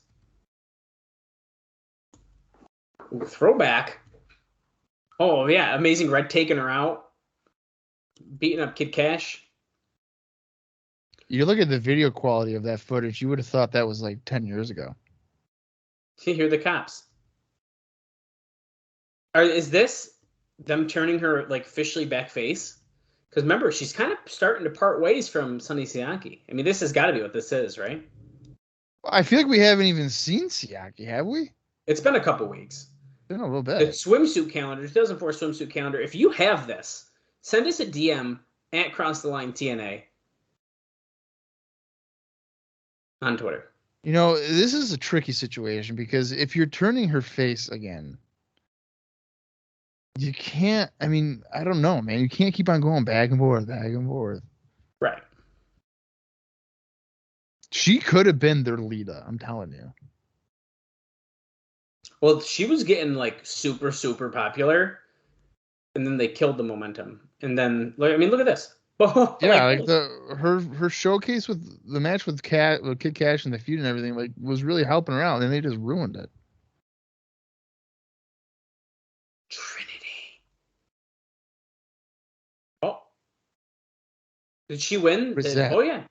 She won the Babe of the Year. I thought she was signing the declaration with Jarrett. Oh. Uh-oh. Oh, shit. There's Sonny Siaki. Sonny Siaki got you this award. Has nothing to do with you.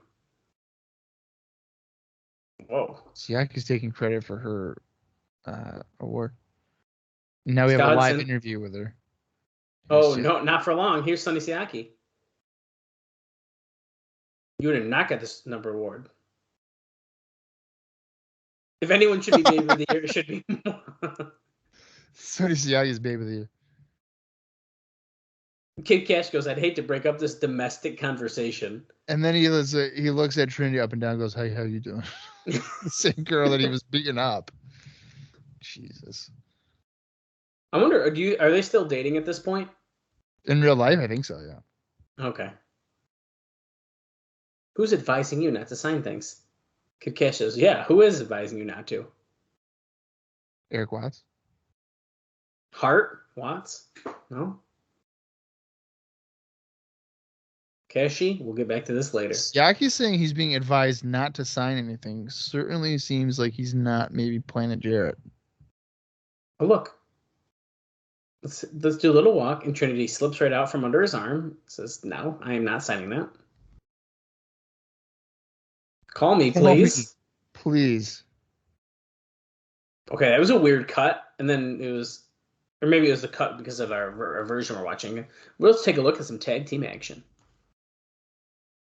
It's a shocking victory here by Swinger Diamond over D'Lo and AJ. That's right.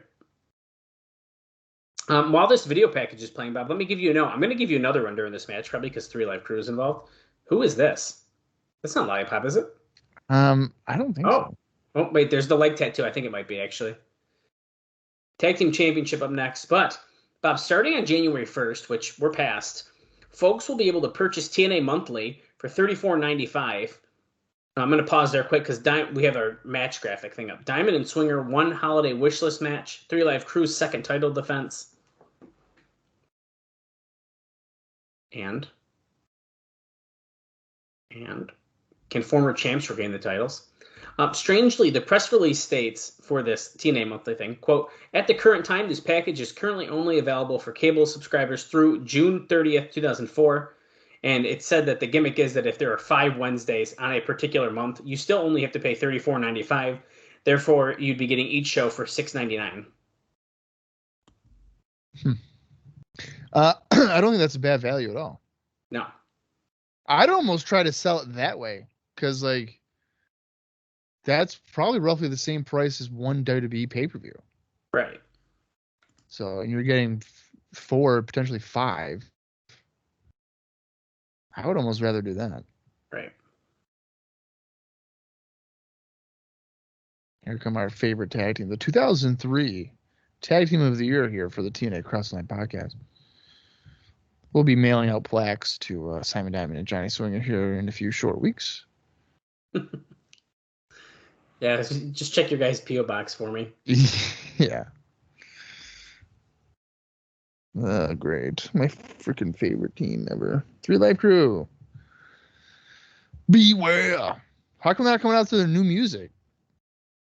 This is the new one. This is their new song? Yeah, the old song was the Do the Damn Thing.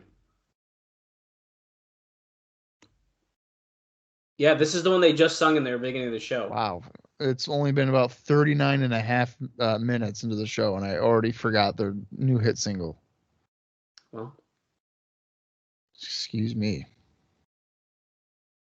What if BG James started climbing on the Ultimate X? What would you do?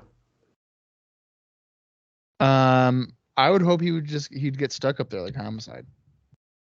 No, that's in the Steel Asylum. I know it is, but I'm just saying, like, look at Ron Killing's moves. He was just doing a wicked funny move. Yo, yo, yo, yo. Where my dogs at? Where my Tennessee Titan dogs at? Oh my God, they booed him. No, they're saying roo, roo, roo, roo, roo. Oh, I thought they were booing him. No, they're barking at him. Yo, you like this Clippers jersey? Go ahead, feel. This guy's all weird ICP freaking face paint. That's funny. You know, they should have shown up when Sting was there because you could play it off as like, oh, it's fans of Sting. Well, dude, we're going right. Swinger and Diamond going right after BG and Ron Killings. Do you think we're going to get new tag champs or what? Bob, we can only hope. I think Jarrett's going to come out again and help them and then be like, listen, I got you the tag titles. You got to join my coalition. Are you ready, Bob, for my Vampiro note? Oh, dude, give it to me. Because it is kind of related to the ICP coming into feud with 3 Live Crew, but there's also more to it. Okay. So, this was in the January 7th, 2003 Observer newsletter. 2004, excuse me. Mine has a typo. That's my fault. So, it's 2004 now. It's just like when you change years and you sign things the wrong date still. Oh, dude, yeah. That's happening right now. They used to have to me in school forever, like all the time. Right. So, hold on. Diamond Swinger. Oh, wait, what's this? Elix Skipper trying to talk to Daniels backstage. He's on his knees. Dude, come on. Triple X, dude. Look, Daniel stood up, so he has to stand up. Okay, so Vampiro's latest insane interview on the ICP website also talked about plans for him and ICP to come in as a trio. The plan is to feud with 3 Live Crew. This makes just about every promotion that has tried to using ICP thinking it would help cross over to a young demo, and it failed with everyone so far, as nobody cared. This group is desperate for anything that would give the product attention, so it's something they have to try, but it's probably going to fail. But that's not the juicy shit, Bob. I didn't think so. So what's the juicy part? The juicy shit. When asked why he went to work for NWA-TNA, Vampiro says, money and the Xanax. And then he What? said, yeah. And then Money he and says, Xanax. and when asked about Jeff Jarrett, he said, quote, well, he had this sickness. It was called, quote, I am a bitch and I am a spoiled dick with no talent, so leave me alone. I thought he would get over it, but I guess not. It was exploited like HIV, and now he has his own show, the Jeff Jarrett Hour, but I think they call it TNA or something. Oh my god. Okay, so he doesn't want to go back. No, huge power slam by Ron Killings on a swinger. Flying forearm. Listen, I don't want to be that guy, but Swinger is kind of like known for his tan, and he's kind of slacking. He definitely took a couple weeks off of tanning. Yeah, it definitely looks like it. Like his under his arms is like a normal color. I can just tell by in general his tone. Like David Young's in the ring. What the fuck? While Andrew Thomas is outside the ring, standing on something, stairs. The ring steps are on the side. Yeah. Yep, that's right. Yep, they're there. It just looks funny how he's like standing there. Oh, David Young just accidentally clothesline Simon Diamond. Gilberti's beating up Conan. No, Bob, no. That front suplex by Killings on the Diamond. Come on.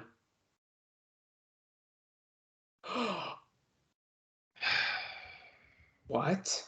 So, this makes no sense. They just beat D'Lo and AJ, and then they lose to these guys in under 5 minutes on a miscommunication from David Young. Bob. That's just bad booking. That was bad. That was really bad. Yeah, that's bad booking. I can't believe they just did that. To our tag team of the year. That was just bad. Wow. I didn't think I was going to be speechless at this, but my God, dude. Oh, David Young's yelling at him. It's not their fault. I mean, that's just bad. No, I know. That was just, it just sucks. David Young, yeah, yelling at Simon Diamond here. Diamond looks like he's about to slap the shit out of him. He really does. Oh my God. Eric Young just took his shoe off and threw it at Diamond? Oh, there we go. There you go. I could get behind a Simon Diamond singles push, I think. I think I could too. Especially if he starts off with David Young and just beats him real quick and just slowly elevate him. Why not? Get out. Telling David Young to get out of the ring. If you're following along, we're at 45 minutes, 34 seconds. Or if you're doing it the Bob way, there is 1 hour, 8 minutes, and 35 seconds left in the show. Here comes Kid Cash again. Oh, is he going to try to recruit guys that just lost a match? Like, hey, if you were with us, you wouldn't have lost. Maybe. Or not. Where did he go? Oh. Okay. We went to ringside with Tna and Don West. And now Kid Cash just came over. Hey, you want to sign? Oh, no. I thought he was going to make Tna sign it. Tna looks like he wants to stab someone with his pen. You probably would. Oh, shit, dude. ICP, dude. Look at him. Armando Quintero, the Spanish voice of TNA. You should know, here in TNA, we have the best of both worlds. Best of the brightest young talent in the business. And the best of the current megastars.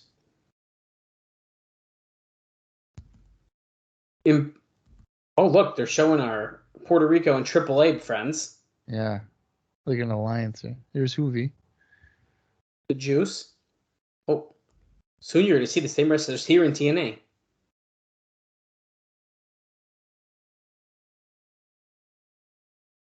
Oh, we're going to see some stars from IWA Puerto Rico and AAA in Mexico.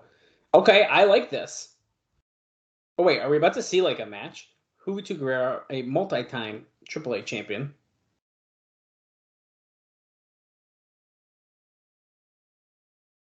Oh, look at this, dude. The footage from Michael Shane and David Young appearing in AAA. Well, what do you know?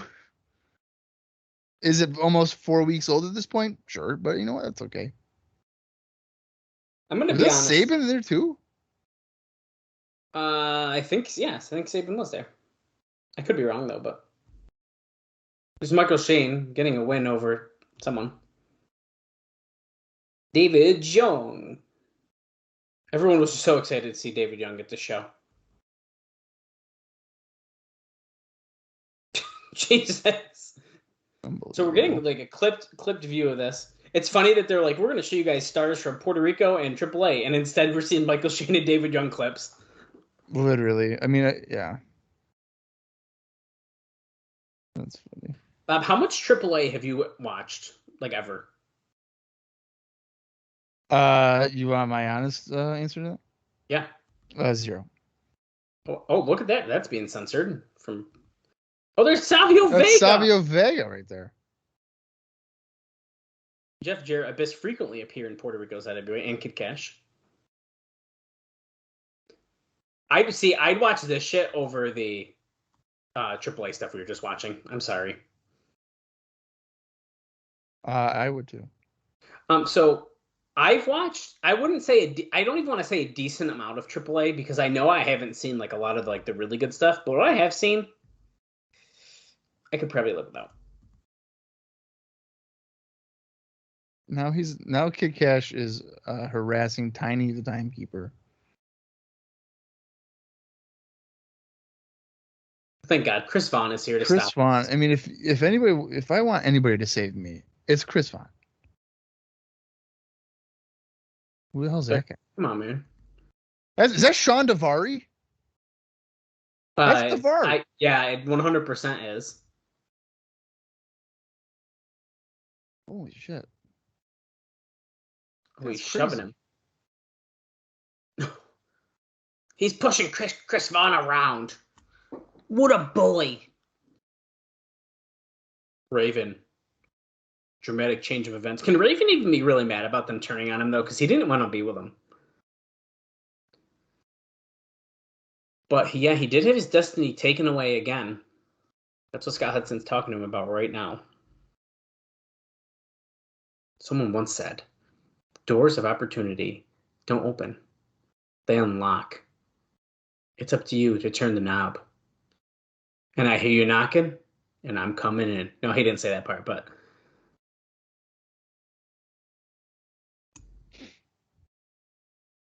They're even talking about they're wholly unprepared for what is inside. I like how his hair is like fully back already. It's kind of crazy, isn't it? I mean, like, I'm the same way, but It's 2-on-1. Who's your partner going to be? I may not have a partner. All you need to know is I have 2 words for you. Pay back. I think payback you're is knocking. I think one word. in. Isn't payback one word? Nevermore. I don't know, but I'm just going with it. I'm pretty sure payback is one word. We're still in the ring with Chris Vaughn and Kid Cash. I think you hear me knocking. I hate that catchphrase. I'm no longer acknowledging it. I've decided. I'm no longer going to even admit that that's something he says.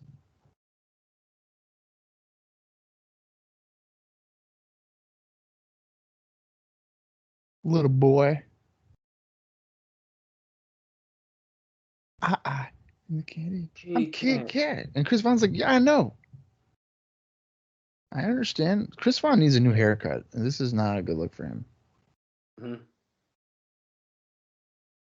Hey, well, while this is happening, here's a short note for you, because Kid Cash is just talking shit to Chris Vaughn. D'Lo Brown is apparently sending out... Oh, my God, my Google's talking. Sorry. D'Lo Brown is apparently sending out headshots and resumes to casting offices looking to break into that field.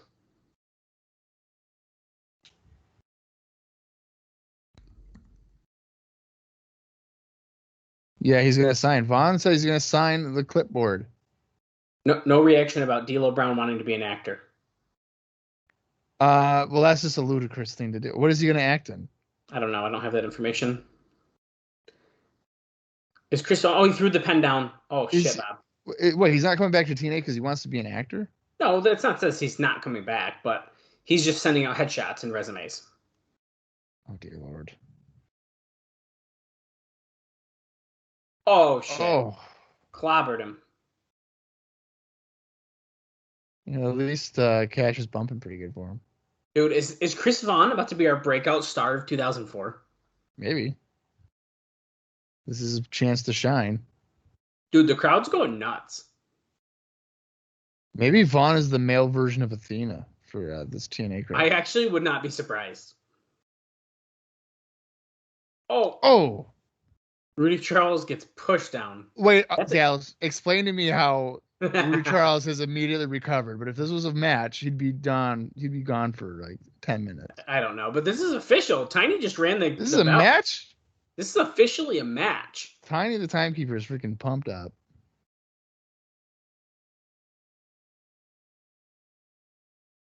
An immediate grudge match. Dude, the crowd went batshit crazy when they just rang that bell. Vaughn mounting Casher with right hands. The paperwork is still just splattered all over the ring.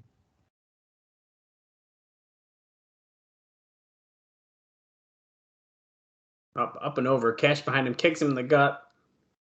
Uh-oh. Oh, he drops Vaughn over his knee. That's horrible. I'm crashed down right on the knee.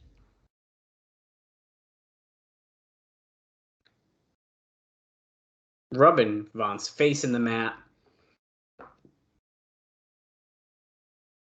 I feel like this is going to be a short-lived bright spot for Mr. Vaughn. Probably. Uh-oh. Don Harris. He tries to hit him with the paper, and then he got a big boo.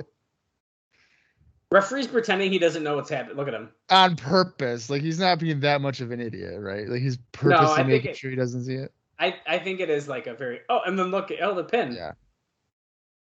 Vaughn just pinned him after a spinning slam by Don.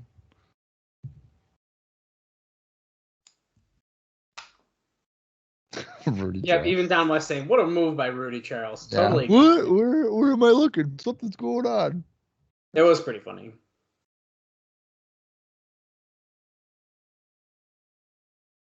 All right. Well, I guess that's a good win for Chris Vaughn and the security team consisting of Davari and then two other guys. I don't know who they are. Wait, is that Delirious on the left? I was going to say, is that Delirious? I think it's Delirious. CM Punk and Dinero talking to Scott Hudson. They're saying, you made a big mistake. Dinero says, shut up, Hudson. Who needs your opinion? Punk, tell him what's about.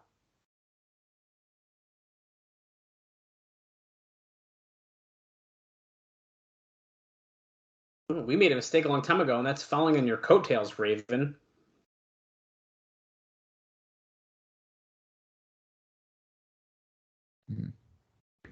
You've been scraping for this this entire time. And Julio and I snatched it from your grasp. How does that feel, Raven? You got so close.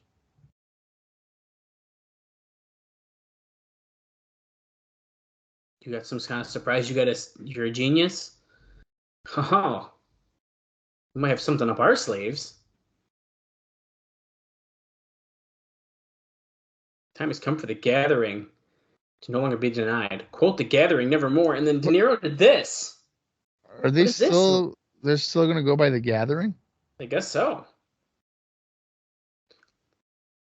Looks like this match is up next.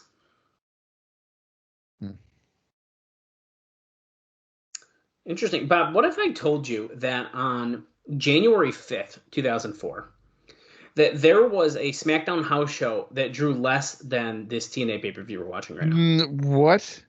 Where? In Nashville. A SmackDown house show? Yeah. Does it give you a card for it? I do not have the card for it. Oh, well, let me just do that, my friend. That'd be great. Is it...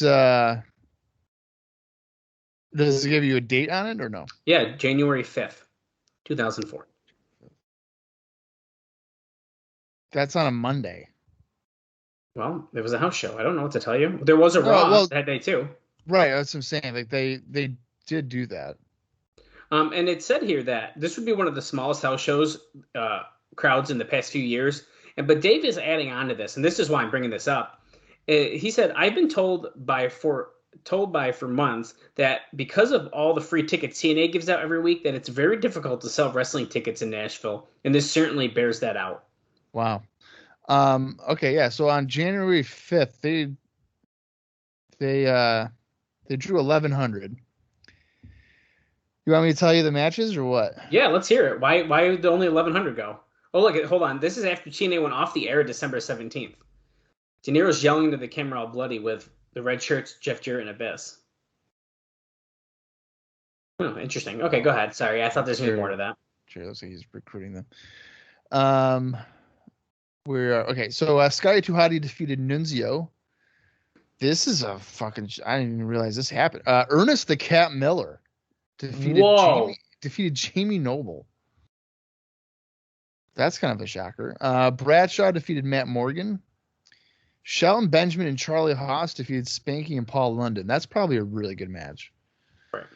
Chris Benoit and Hardcore Holly defeated Chuck Palumbo and Johnny Stamboli. WWE Cruiserweight Champion Rey Mysterio defeated Tajiri and Billy Kidman in a triple threat match. SmackDown Tag Team Champions Doug and Danny Basham defeated Eddie Guerrero and Chavo Guerrero Jr. and Akio and Sakota in an elimination match. And Akio, by the way, is Jimmy Yang, who we have seen on the show before. Dom Marie defeated Sable and Nydia in a bikini contest. And in the main event, WWE United States Champion The Big Show defeated John Cena. That's not that bad. No, the same day there in Memphis, Tennessee, there was a Raw, as you noted. They drew 6,000 fans. So here comes CM Punk and Julio, who have their own little Pitchertron thing now. I think they're gonna be in line for a push here, my friends. I don't see why you wouldn't. I think they're a pretty good tag team together. They've been a team for a while now here in TNA. Yeah.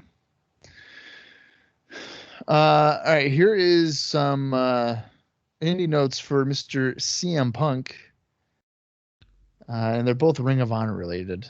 And one of these, I'm not going to be able to pronounce the opponents. CM Punk and Colt Cabana defeated Termic Storm, which was Miyamoto and Hanma of, I think it's All Japan Pro Wrestling. And that was at Final Battle 2003. Earlier in that same day at the Ring of Honor Final Battle Convention, CM Punk defeated Mace of the Christopher Street Connection. Raven didn't really do much of anything, which is a kind of a shocker for him. But I wonder who Raven's partner is going to be. We still don't know.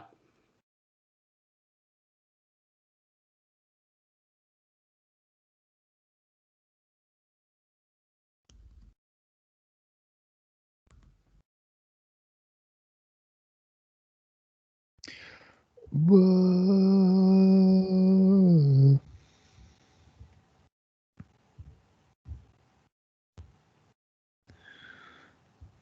Who's going to be the mystery partner, do you think? Terry Funk. We've been waiting for him for a while, so we'll just bring him out and just do it. Oh, shit. Look in the crowd.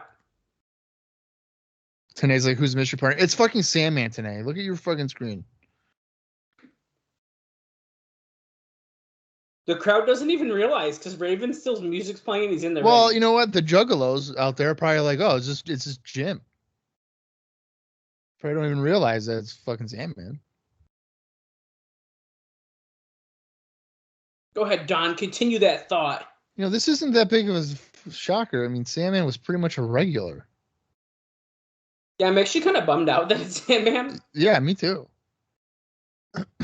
Look at Raven check the ropes, and it moves the entire Ultimate X structure. Okay, he's taking forever, so I'm going to give you another note, Bob. I don't have a ton left, but I kind of want to keep doing them so that during Ultimate X we can really enjoy what we are watching. Okay. So this is your last note? No, I have a couple more, but Oh, okay. the UK wrestling channel. We heard about this a long time ago. Yeah. Which did its test launch in December. Starts full time on March 15th, with at least 8 hours of wrestling content per day, and they will be airing first run shows in prime time, including Noah, New Japan, TNA, CZW, and Ring of Honor. Yeah, I remember hearing that. It's officially, they just did a tense launch as Raven and Sandman both spit beer into Punk and Dinero's face. Raven smashed the beer once on his head and threw it because he was like, I ain't doing that again. Low blow to CM Punk by Raven. Oh, I thought he was gonna hit the DDT already on him, on Punk. Punk escaped though. Yeah, they look like punks. I have 3 more notes, Bob, I believe. Dinero's acting like he's blind. Yep, I have 3 more.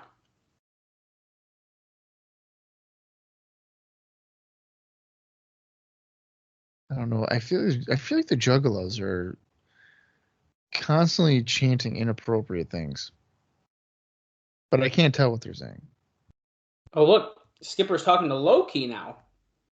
Seemingly in the same room that he was talking to Daniels, in the same wall. How do you feel about these little picture-in-picture things kind of giving us a glimpse of what's happening backstage during matches? I don't think I necessarily hate it because I think they're doing it early enough in the match where you're not missing anything of substance, and I guess it allows you to provide more, continuation to things. Yep, I think I agree with everything you just said. It'd be different if like they do, let's go see what's going backstage when they're like, and fully cut away. They've done that shit right too. Yeah, but I'm saying like let's say it was like a finishing move spot and they Right. just popped up on the screen. Like that's probably a little different. Drop toe hold to Julio by Raven, and then Sammy came off the top of the leg drop. Now he's the legal man. Now he's gonna deliver some probably some Ric Flair-esque chops here in a minute. He just did the strut, so I would imagine it's coming up next. Oh, no. Well, it's because he did a chop and he was like, oh shit, like my hand. I just hurt my hand. Oh, look at Oh my god. laying him in. Sandman working stiff tonight. Oh, hangs Dinero over the top rope. Doing it for that leg drop. Kind of looks like it. He hits it. That's got to be it. Well, if he wants to go for a cover, it might, but he's just staring. I don't have interest in this match, and I think it has to do a lot with the fact that Sandman's the mystery partner. Well, I think so too. But coming up soon, Bob, we have the Ultimate X match, which I'm really fucking excited about. Yeah, I am too. I think that's obviously the main draw here tonight. And then the ICP guys definitely think ICP's coming out tonight, so. I mean, there's no other reason why the crowd is all like Juggalos. That doesn't make any sense. Right. So either they are here, or they thought they were going to be. Either way. Could you imagine if they thought they were going to be there and then they're just like, nah, we got your money?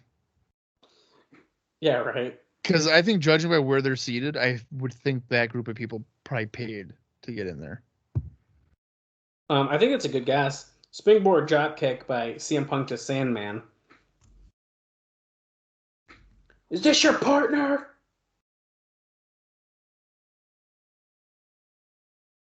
See, we're starting to see like a little bit of the CM Punk that you wish that you saw the whole time. This feels like Ring of Honor Punk now. I mean, he cut the promo in the back. That was pretty aggressive. Yeah. He's wrestling, I feel like, way more aggressive now. Yeah. Yeah, dude, this is what we need. I gotta say, though, Bob, I was thinking about it again. And see, Raven just missed. Punk ran with like a face wash on Sandman, and Raven tried to grab him or something and or hit him, and he missed him. Yeah. Julio with a nice drop kick. CM Punk has been here significantly longer than I expected. Yeah, yeah. I mean, it's almost been a year. Yeah, that's crazy. Did he show up in 2002 as well? No, I don't think he did. I'll triple check right now, but I don't think so. I know it's like he had one random appearance in 2003, and then he came back and was a regular. Right. No. Oh, wait, hold on. Oh, wait a second. You might be right. I thought he did. With like Ace Steel or something like that? Oh my god, dude. Yeah, you're right. He tag team gauntlet for the Gold Battle Royal, and his first. Oh, they're on the same show, but the winners enter the gauntlet for the Gold three-way eliminator. Ace Steel and CM Punk. Yeah. Yeah. Wow. Punk with a top rope leg drop to Sandman. Now Dinero hitting a moonsault. He actually hit it pretty well, but decides not to go for the cover. Instead, tags in Punk. Quick tags. Looks like Punk is going to go for a moonsault. Nope, did like a flipping. Yep. Twisting scent on there, and he missed it. Oh, dude, yeah. Punk was on pay-per-view 13. Yeah, that's what I thought. Sandman barely tagged in Raven there. Surprised that Andrew Thomas is allowing it. A stickler of the rules. Knee left by Raven. Another one to Dinero. Sends Punk.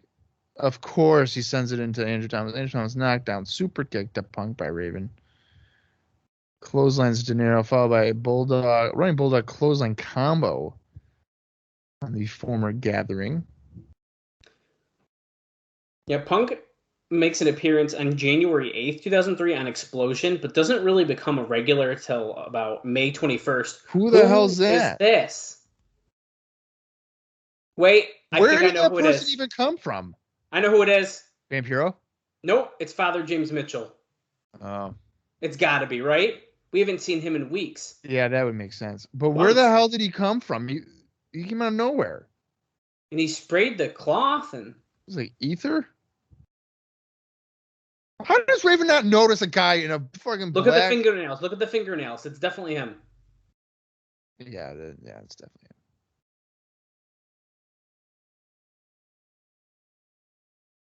It's got that ether-like smell. Uh-oh. Punk with the Raven effect.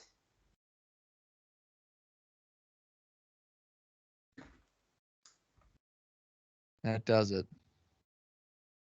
Punk pins Raven. Dude. Dun, dun, dun.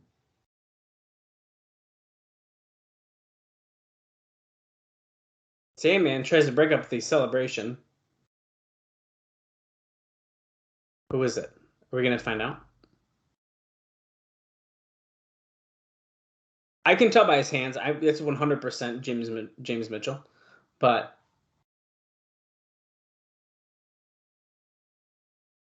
Oh, here we go. It was me, Austin, all along. It's Vince McMahon. I'm telling you right now. And anytime now. There's the red. You see the red suit? I do see the red suit. Come on. Just fucking lift it up already. It's Father James Mitchell. Father James Mitchell is back, and he's with CM Punk and Dinero. Wow. And they did say they had a surprise. It's true. Raven is trying to catch his breath still in the ring. But now here's my question. So, like, okay, I like that Father James Mitchell's back. That's fine. But haven't we reached the kind of the climax of that feud when, like, Raven pretty much killed him? Yes, I would say so. But I do think that's a nice little twist here, I think. They went out, and as Tna said, they recruited the devil. Oh, boy. Shane Douglas kissing Tracy backstage. Here's Michael Shane. After this interview, Bob, I actually have a note about James Mitchell. I was just going to say randomly. I didn't know he was going to be on the show. So,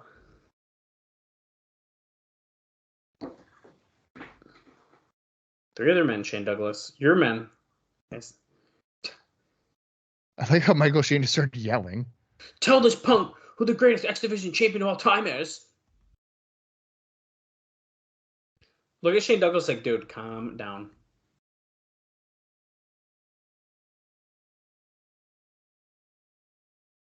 Oh, he agrees with Jeff Jarrett for the first time in his career. 20 years ago.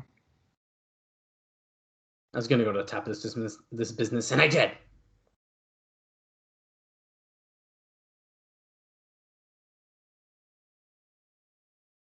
They're ready to stab you in the back, Michael Shane. 3 guys. That's a triple threat. That's a triple threat hand signal. Dude.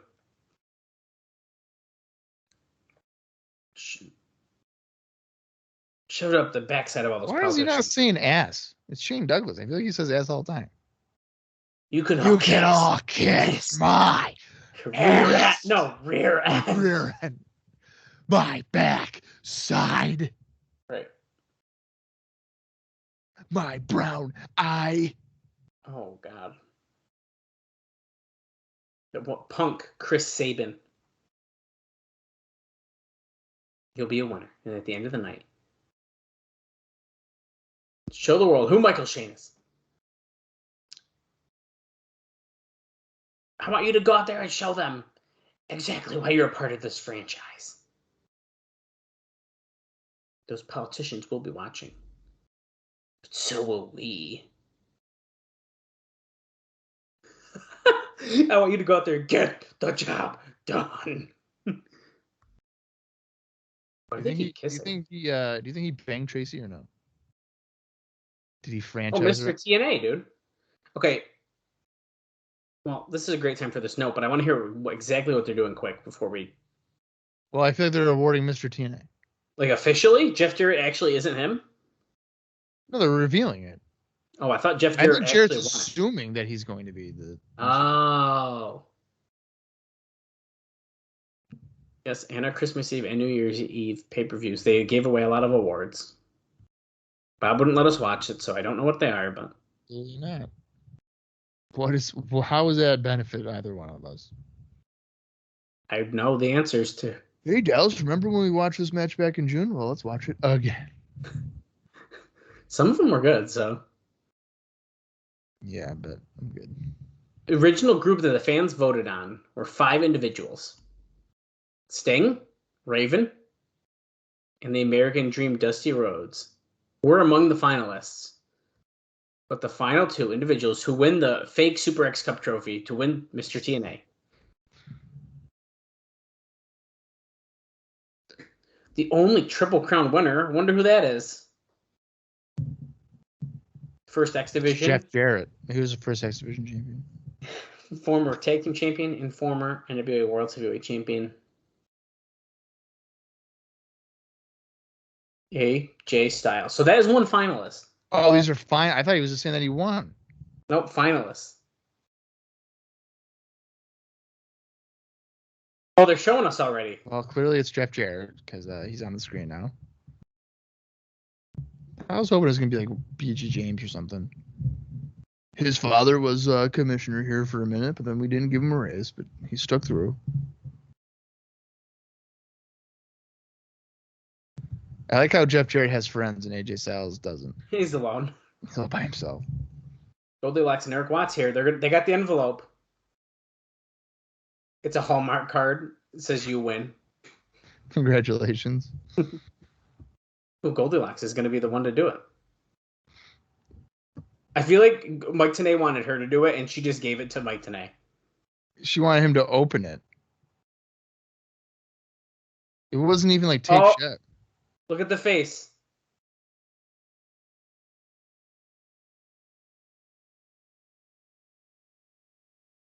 Oh, Jarrett's got his speech ready. Look at. Tna's not happy.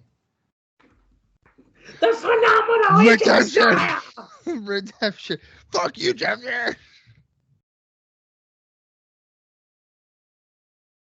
Now, what is the big deal that he's Mr. TNA? I don't understand. I don't know. So while he's walking out, let me give you my note about Jim Mitchell before we forget here. So the Sinister Minister, Jim Mitchell, was a guest on the interactive interview radio show last week. And the most interesting thing I have ever heard, he said that his day job was singing. Yes, He sings to an audience of six days a week, and he's paid enough that he barely takes indie dates. Really? Yeah. Isn't that interesting? That's like shocking. He also says that he was unemployed for 10 months until TNA called. And during that period, he was having so much fun sitting around and getting drunk that he didn't really think about going back. He talked about his first and only match with Raven, saying he wasn't worried about doing it, but he was concerned that he would blow up and it would suck. And the one thing he didn't want was for his only match to suck. He said he loved how much he bled and has watched the match over and over, loving it more each time. And he said he legit had to take 3 or 4 weeks off after the match to let injuries heal, and he hopes to be back on TV mid-January. And here we are, January 7th. This was from the January 5th Brian Alvarez's section there, was where this was posted. So, wow. AJ's got a mic. We didn't miss anything. No, but like that's good for Mr. Sinister Minister. That his job is literally doing karaoke, I would assume, or just singing. Pretty much. And Alvarez confirms, like, I asked people. He basically says, I asked around because I didn't believe it, and it's, like, true. Styles is getting emotional. The best fans in the world, the same fans that just 2 months ago he was calling, like, pieces of shit. And, like... It was Vince Russo's fault. He brainwashed him. Right. But in 2004, I want more. I want more. He wants there to be a world heavyweight title back. See, I feel like the crowd's not even popping for that because they're like, dude, you got your butt kicked by Jeff twice. Wait just a minute. Wait just a damn minute. Check to make sure the microphone was on. It was, though, which just makes me want to throw up. All right. Mr. Professional Wrestling. That's the biggest joke in professional in the business. You should look at your suit there, Double J. Yeah, I'm sorry, Jeff. I mean, that suit is awful. It's a swing and a miss. The zoom in on today's faces. Oh, my God.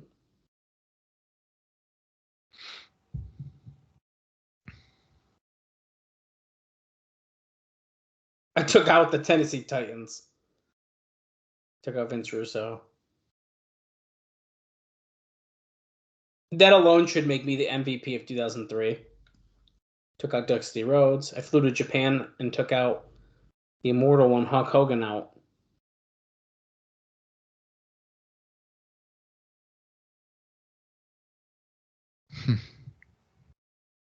Tna, how could you sit there? I don't think Tna's sitting there with a straight face. I don't think Tna's capable of a straight face when Jeff Jarrett's around. No way. It's always a scowl or just like complete disappointment.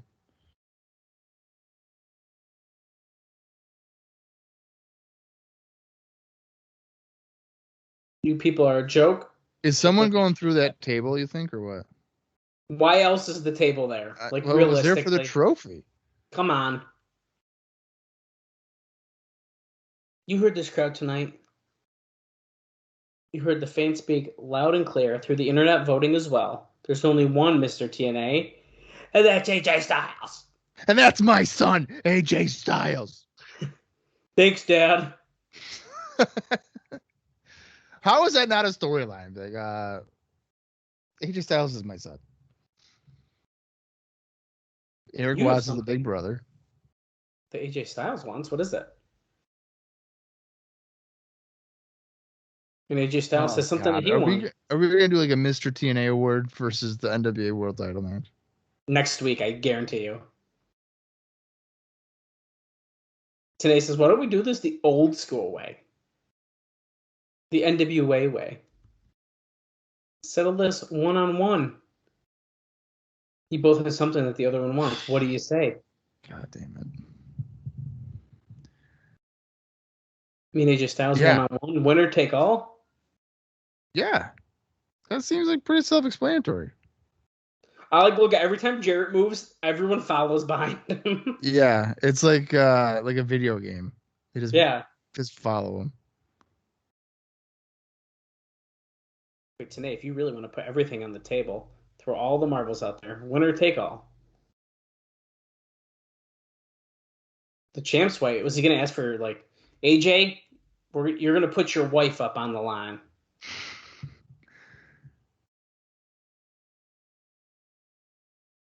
We're gonna do it where if I win Mike Tna, you're fired. And then we're gonna bring in Mike Adelman to be the commentator. Wow. A little tag match next week. AJ Styles and Eric Watts versus. If your team wins, you get the title shot. But, and there's a big but, and he's gonna find himself a partner. And this man right here, Abyss. Oh. Abyss and Jarrett versus AJ and Eric next week. Title shot? But wait. Oh my God. If Jeff Jarrett wins, Eric Watts is out of a job. Tanae's like, oh shit, this blew up in my face. Sorry, Eric, don't do it. Wait, Goldie took the microphone. You got it, bitch. Whoa. Oh shit, look at them zooming on Eric Watts. Like, what did you just say? What? Why'd you agree to that? I could lose my job. He's confident. He knows AJ's gonna win. It don't matter. Goldilocks is going a little rogue here, it seems like. Yeah, she kind of is. Speaking of rogue. TNA 2004 swimsuit calendar available now on NWA-TNA.com. This is an excellent point, Bob, to give you another note. Even though it's going to be hard to focus, tell you that note, but then some notes on the TNA On Demand service. It said here on January 12th, they did about 200 orders the first week and around 700 total for all of December. Keep in mind that this only includes older shows since TNA hasn't given them the okay to release anything after September 3rd, 2003. As you'd expect, orders go way up whenever TNA promotes it, and when they don't promote it, which for whatever reason is a majority of the time, nobody orders. Many of the orders are from repeat customers who were convinced to give the product a try and then came back and bought multiple shows. So that's kind of interesting. Yeah. And it was what? It's $6.99, right? So yeah, something like that. Or $5.95. Here it is, folks. The girls of TNA Calendar. Oh, there's an autographed version and a regular version. Interesting. It's an 8x10. They probably made it that way on purpose, Bob. Well, yeah, but I mean, he's making it seem like it's a big deal. It's just an 8x10 calendar. I like it. I do too, but it's not a great piece of merchandise. I mean, I certainly wouldn't want it autographed because it's probably going to cover aspects of the calendar that I want to see. No, you can see the autograph version online, and it doesn't. That, like, I saw one that was like, it said it was sold or something. Simon Diamond versus David Young next week. Oh, God. Gilberti is the special referee. Great. Plus more. We go AMW.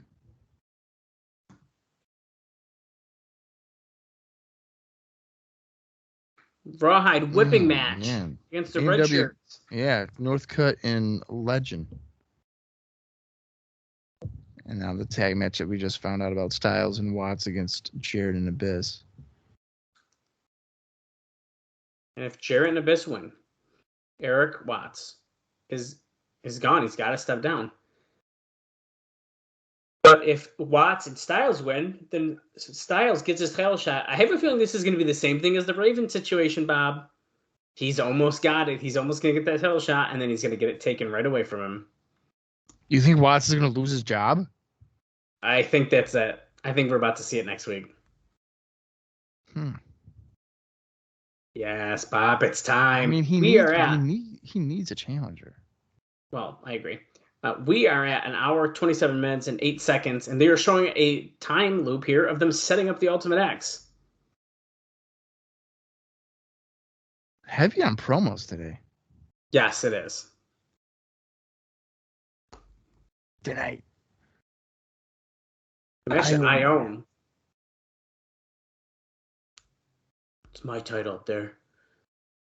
Interesting, because it's not hanging up there the whole show, so they very clearly put it up for the promo to take it down. Yeah, that's true. I would just, well, maybe they were afraid it would fall down during the other matches. Yeah.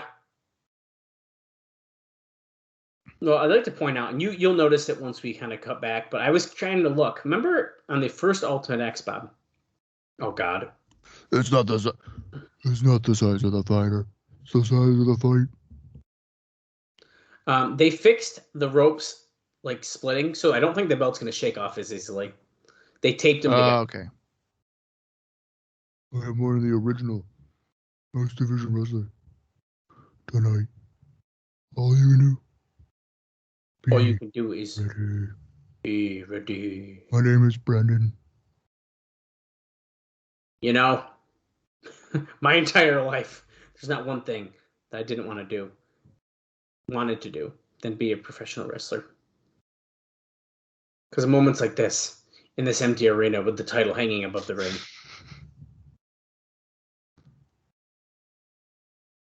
That's a good point. Michael Shane never pinned or submitted Chris Sabin for the title. He stole it.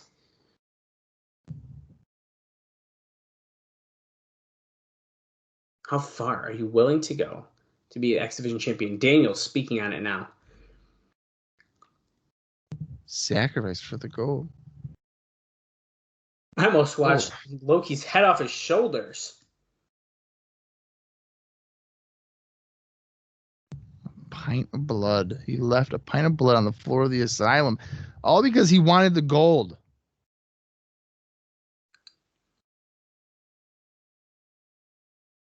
You think the thought of an Ultimate X match would keep me from getting the gold? Probably not.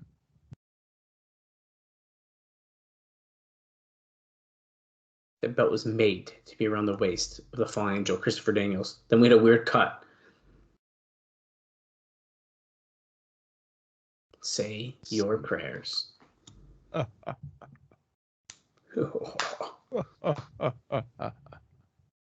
four most amazing athletes in the world are about to show you. Did they spell athletes wrong? Oh, I don't know. The lengths they will go. I will check in just a second because to be the X Division champion of the world, the time has arrived. I don't know if they did or not. It didn't look right. What makes TNA different from the rest? Wow, this is really fucking drawn out. Yeah, what is... Welcome to... This creepy music. Welcome to what? Wrestling Reinvented. Okay. What's going on? Welcome to... What the fuck? Ultimate X .2. That music was more fitting for like a Clockwork Orange or like House of Fun match, I feel. Right. Not an Ultimate X match.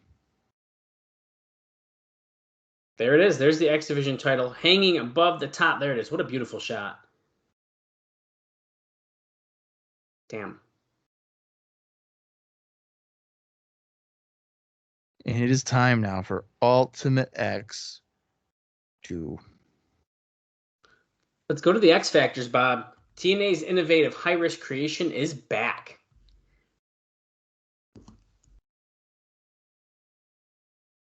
Athletes, it does appear to be spelled correctly. It just, being all in capitals, looked very weird. Yeah, it looked really weird. 1 champion, 3 challengers. Capture the belt to win the gold. I like how the notes are like, it's 1 champion, there's 3 challengers, no shit. And then to win the belt, you got to capture it. It's like, okay, thanks. There's no new information. When it's all over, when it's all said and done, you will all hail Sabin. Hail Sabin. Was he a cult leader? I don't care. Oh, yeah, look at the red tights. Hail Sabin.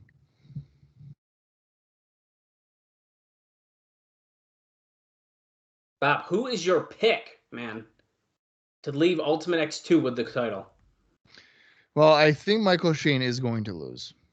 I think this is it. Because I think they're going to transition it with Michael Shane and Shane Douglas being a heel tag team. It's not the size of the fighter, but the size of the fight that he will bring. All you can do is be ready, Loki. I think I would give the belt to Daniels and have like low-key feud with him over it. I was sort of thinking that. Have him chase him. My bias is I want Chris Sabin to win, but that's because I really like Chris Sabin. What if I agree what with if you. What if Elix Skipper like helped Daniels win and he fucked over Loki? Oh, interesting. He was like, you didn't want to join Triple X, and like Daniels kind of does, so like screw you. Okay, so we are 2 out of 4 wearing red. Let's see. Can we make it? Daniels always wears red. Right. Great. Red and black usually. Christopher Daniels is a Wolfpack member. Don't turn your back on the Wolfpack. So your prayers might end gear up in a body bag. Michael Shane almost always wears blue, so I'd be surprised if he wore red, but I don't think I've ever seen him wear red. Other than when he was bleeding.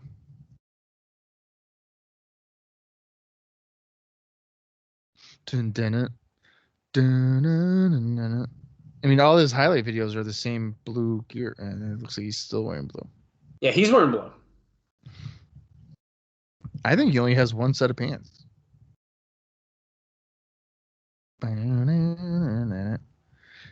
Get wild.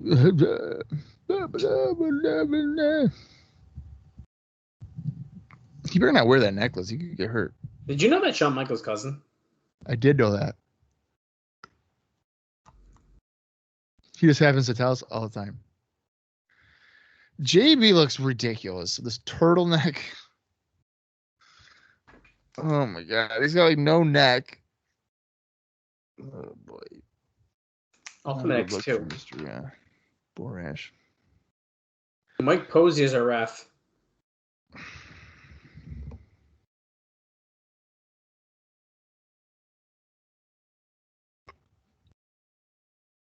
£212. The Lord of the Ring. The Fallen Angel. Christopher Daniels. Since when is he Lord of the Ring? Don't know. That's what he's introduced as, but he liked that because he nodded. He must have told him to start incorporating that. From Brooklyn, New York. 202 pounds. Former X Division champion of the world. Low key. He's very bouncy. He's hype, man. You better go right after Daniels. He's looking right at him, dude. Well, there you go. I wouldn't even be waiting. I mean, this guy tried to kill me with a concerto. Like, that's not good. Hail Sabin. And lastly, he's the X Division champion. He's also the cousin of the Heartbreak Kid, Shawn Michaels, a man you can watch. They have to say that, right? 9 p.m. on the USA Network, Monday Night Raw. Heartbreak Kid, Shawn Michaels.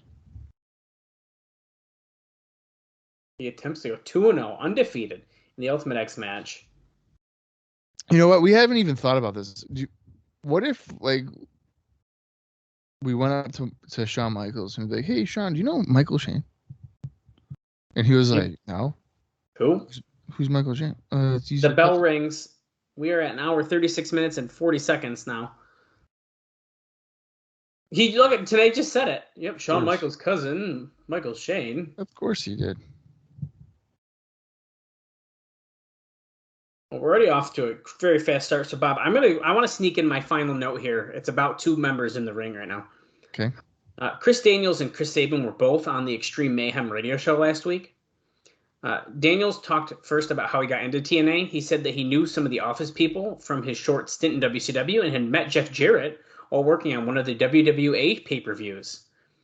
He also said that he really didn't have too much input into the storylines, but he loved working with Elix Skipper and Low-Ki, and thought that as a team, they'd only done about a tenth of what they were capable of.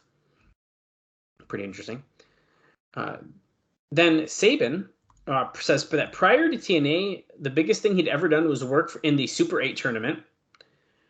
He said that he'd wanted to get into TNA from the start, but had no idea how to go about doing that. He said in high school, he loved watching Hoovy. He's only 21 at this time.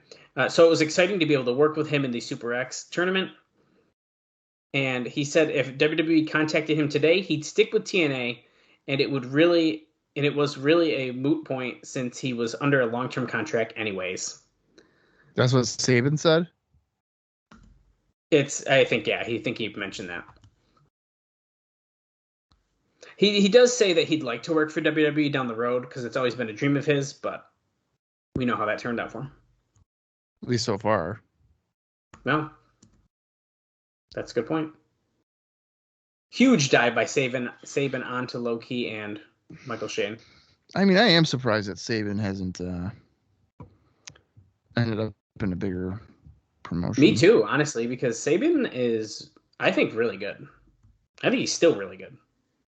I'm honestly surprised that Sabin and Shelley haven't been like an AEW. Right. To go with that tag division, which is loaded. I'd like to see them and the Bucks wrestle again.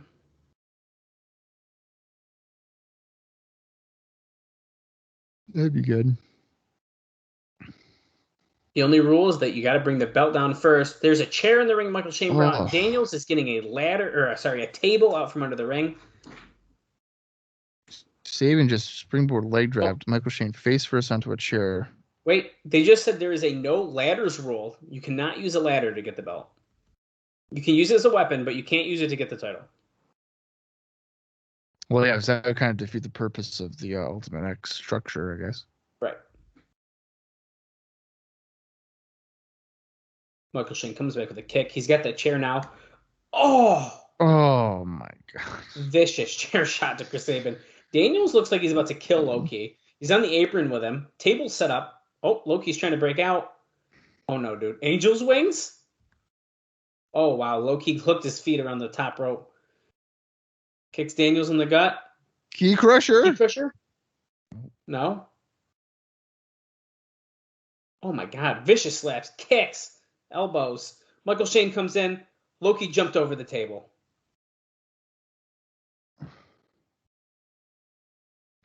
I think it would be such a heel move if a heel like got a ladder after a referee bump, got the belt down, and then like woke up the referee. That's a good idea. Daniels just tried to springboard to get to the belt. Lunging.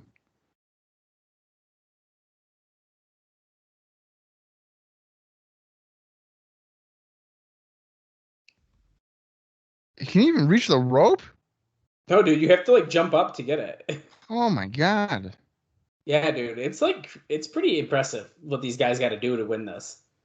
I would slip off like every time. I have no upper body strength to do this. Right. Oh, chair shot. Chair. And of course, the rope moves, so now the title's like turned around. They've been getting these beautiful shots of the belt up there. Now we're not going to get none because it's backwards. That's funny. Michael Shane is setting up a chair. Yeah, is he about to stand on it to try to just pull it down? They never said you couldn't just pile on chairs, I guess, right? Get out of here. He can't reach in that. He almost got it. I don't even think he was close. Knock it off. He probably should have tossed the chair out of the ring. That way he won't get smashed with it. Why is Daniels just staring at him? This is just the way that Shane won it, by going hand over hand. Oh, Daniels got Shane with a Hurricane Rana taking Daniels off the chair that appears to be broken now. Yeah, that chair has had better days. Here comes Low-Ki. And then, his foot landed on the table. It sounded like it broke. It was like, pow! Yeah, like the edge of it did. Okay, Michael Shane trying. Oh, Daniel's stopping him.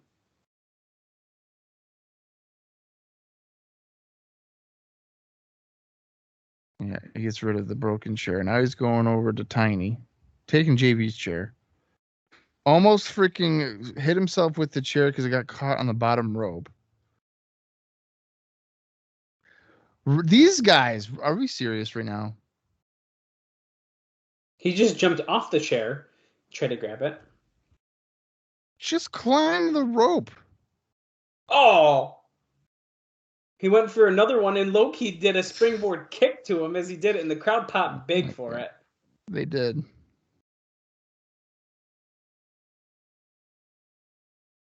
Let's see Here's the a replay. replay. Ready? Oh, they got him good. Loki even hurt his knee or leg.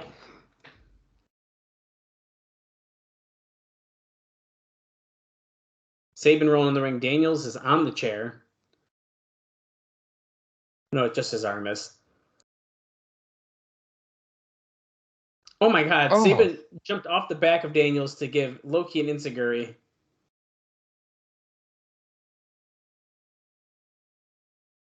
All four men laid out. Sabin looks like he's going to get his feet. Here's Michael Shane to clothesline Sabin. Sabin going to the floor. Almost like you need eyes in the back of your head.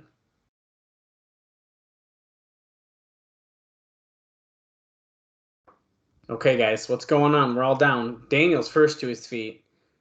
Goes after Loki. Doesn't even care about the belt. I think he just wants to fight Loki. Probably. He probably wants to take him out. Slap fest. Oh, double kick to Michael Shane, who had the chair in his hand. Double chops. Wow, weird. They're working together like a team. Maybe they should do that more. Whips Michael Shane to the corner. When they were doing that, Elix Skipper should have came out and be like, see? Told you guys. You guys want to do it. Oh, wow. Oh Hanging, God, dragging in the corner. That looks like it fucking hurts. Daniels climb, dude. He's fucking upside down. Climb faster. Look, Loki's caught up on the rope, too. We're about to see our first rope battle. Let's see. Is Loki coming on the other side? Yeah, he is. Loki going fast. Oh, Loki's kicks.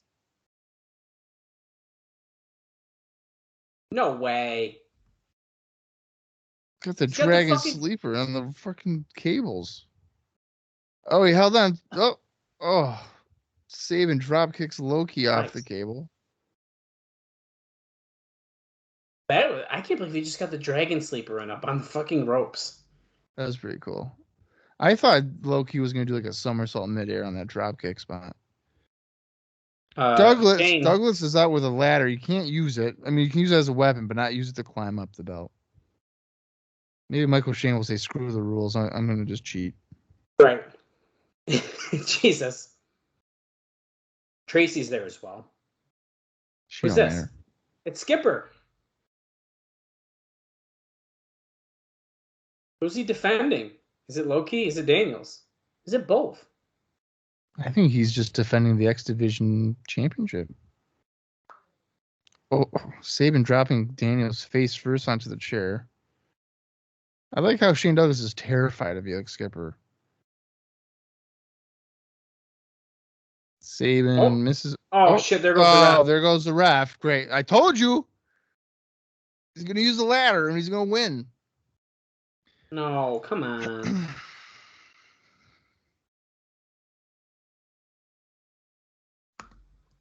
Oh, my God. Oh, my God. Loki just boots the ladder. Wicked hard into Michael Shane. He's like, fuck you. You're going to just take this ladder to the chest.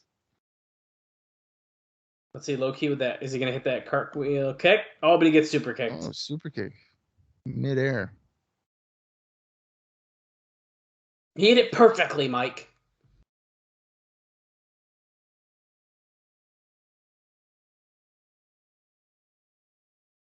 Come on, Michael Shane. Set up that ladder. Get the belt and call it a day.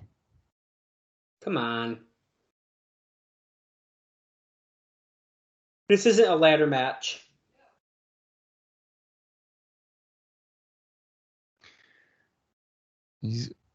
Does it look like it's even lined up? I don't even know if it's lined up. No, it's not. It's a little bit off center. Daniels? What's this? Oh, Oh, his own version of the rock bottom. Mike Tenay should have been his own version of the rock bottom. No relation. No relation.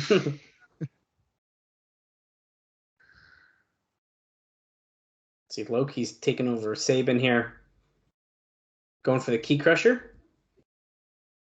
Nope, Sabin got out.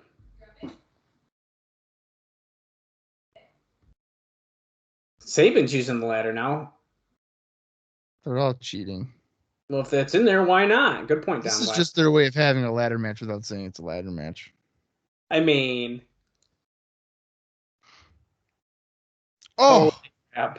Huge German suplex holy smokes. off the ladder.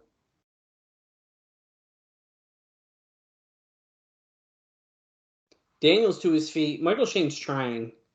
Loki and Sabin are both down now. Daniels folds up the ladder and rams it into the midsection of Michael Shane. And to Loki. I was gonna say, he's gonna do it to Loki because he hates him. So much for their brotherhood. Right. Oh, slams Loki down. Best moonsault ever! Beautiful. Boom. Hits it. That looks good. It is pretty good. Goes right after Michael Shane after he hit that on Loki. Now Daniels is setting the ladder back up. Yep, ladder up. He's starting to climb it. Michael Shane is pretty much to his feet, though. So he's climbing it. Oh, Michael Shane got hung up on the top rope. I thought the ladder was about to clip him on the back of his head. Oh, Oh, and he crotches him right on the ladder. Yeah, that'll keep you from doing a lot of things, Don. crotched him across the unforgiving steel ladder. It definitely isn't held together by duct tape at the top. No. Daniel's going after Sabin. Insiguri. Daniel's pointing up to the belt. Don't use the ladder. Don't be a pussy. Use your arms. He sets the ladder up. Okay. Gotta move it more to the center there, Daniels. Maybe he'll use the ladder to get to the rope and then climb over to the belt like two. Oh, that's a technicality, I guess. Yeah, I mean, he wouldn't retrieve it on the ladder. Daniel's trying to fight Loki off. No, it looks like he's just straight reaching for the belt. Crowd wants Loki, but... Oh! Oh, Michael Shane tipping over. Oh! Oh! Okay, down to the floor, crashing into the announce table, but not through it. Don't worry. I was inches away from it going through the announce table. I'm disappointed. Loki looks like he hurt his knee again. I like how Posey took the ladder away from Michael Shane. They've only been using it for the past 10 minutes. Look at. He's cornering Posey. He's saying, because he said you can't use the ladder. But Chris Vaughn is coming in to take it. Yeah, well, where was he earlier? Security's horrible. Look how he just threw it. He almost stepped on Chris Sabin. Oh, wow. He got out of there pretty quick with that ladder. Yes, he did. But we are at the hour, 51 minute, and 18-second mark.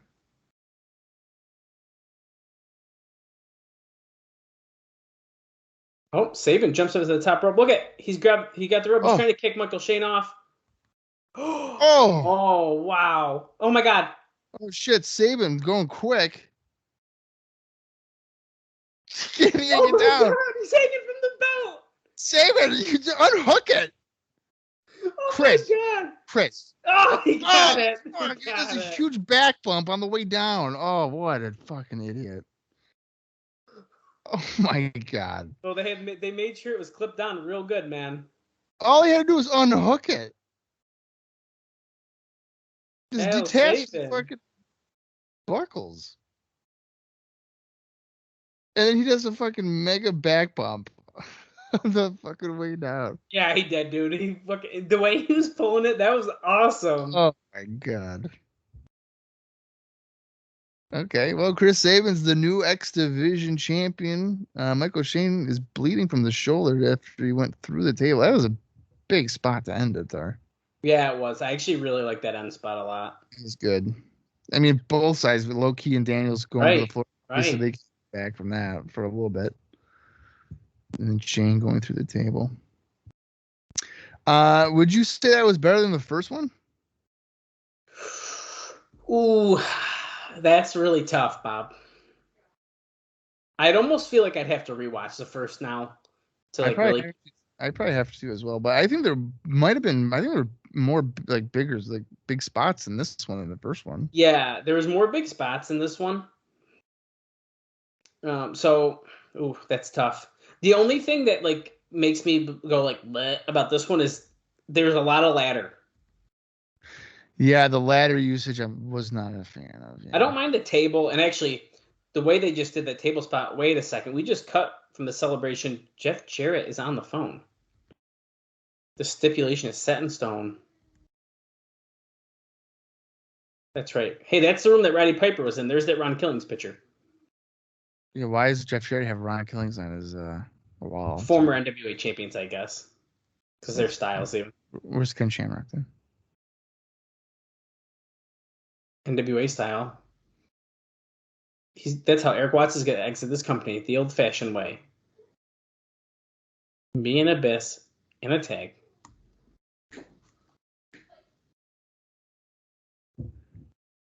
We win, Watts is out. We can start the new year off right. New copyright at the end. Yeah. All right. Well, that I guess wraps it up. 1 hour, 4 minutes, and 16 seconds. All right, Dallas. What do we think of the first 2004 show for NWA-TNA? There were a couple moments I didn't love. Like the tag title situation. That one, I wasn't loving that. But, I mean, to get to it here, I think overall, this was not a bad show. There was a lot of talking. There was a lot of highlight stuff, but... Yeah. As my thing fell here. I'm going to say, I think... Boy, this is tough. The only stinker for me really was the tag match, and that was just because of how short it was, really. I mean, the Raven and Gathering stuff wasn't bad, but it was like kind of cool to see the other side of CM Punk kind of come out like that. Sandman was a lame surprise, but yeah, I guess what else? A lot of Jarrett on the shows, but we can't even judge that. I mean, that's what we're in for here. That's just how it's going to be. So I don't know. I think I'm pretty satisfied with this show. I'm going to give it a thumbs up for me. I think I'm going to give it a slight thumbs up because I mean, really, we didn't get a match till like 23 minutes in. You're not wrong. Which is a little annoying. But I mean, I kind of understand why, because you're trying to set up what's going to be happening over the next however many weeks or months, and there wasn't a show for 2 weeks, so I understand that part of it. The 6-man tag I thought was surprisingly good. Yeah, I mean, really, it was.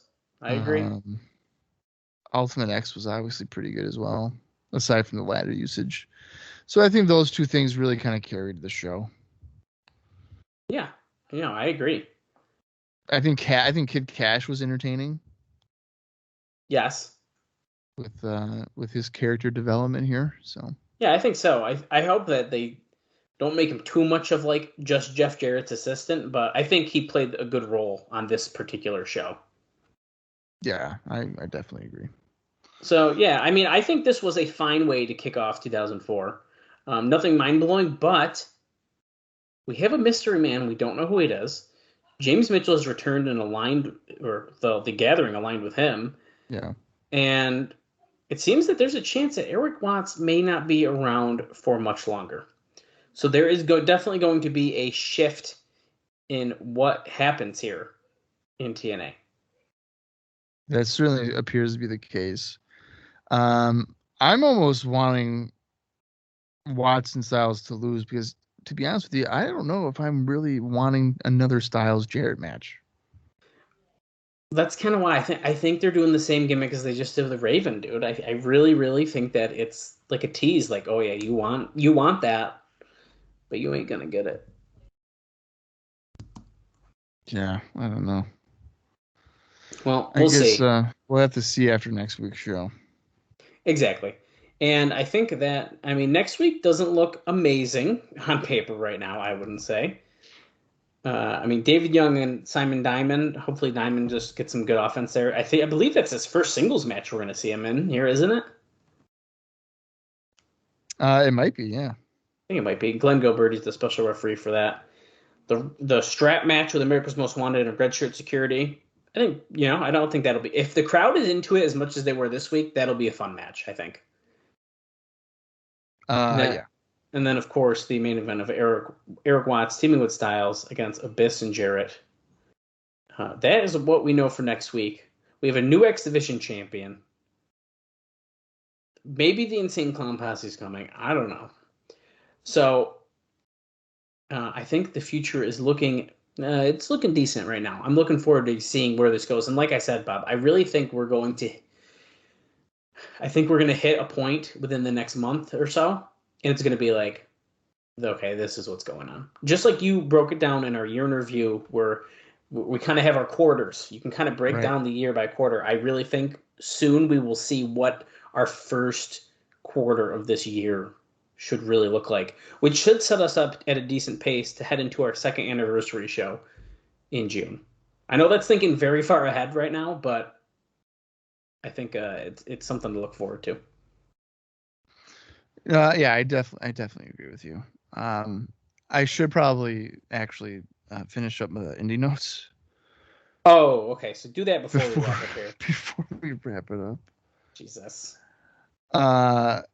I'm sorry, everybody, that I keep on forgetting, but sometimes I just get lost in matches. To be fair, I was lost in that match too, so I will also take a little bit of the fault for not reminding you for that one. Yeah.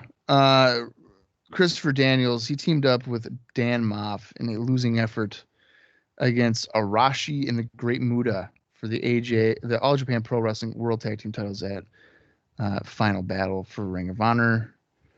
And then Low-Key on December 27th competed in a three-way match, losing to Joey Matthews, which also featured Ruckus for 3PW. And on January 4th, Low-Key won a four-way for Hustle 1 against Jun Kasai, King Adamo, and Mikami. So that apparently should wrap up the. I think that wraps up the indie notes. Okay, that's not bad. Yeah. I was waiting to sit here for like who knows how long. No. Well, actually, the Sandman too. He on December 27th teamed up with Raven, who was his mystery partner. He was the mystery partner for this week. In a hardcore match against Wife Beater and Zandig. Oh, okay. For 3PW. So that's a gem of a match too. All right. Well, at least we started 2004 on a positive note for TNA. And I think over the next couple of weeks, we will truly kind of see the direction that they're going to be going in. And hopefully it's something that we can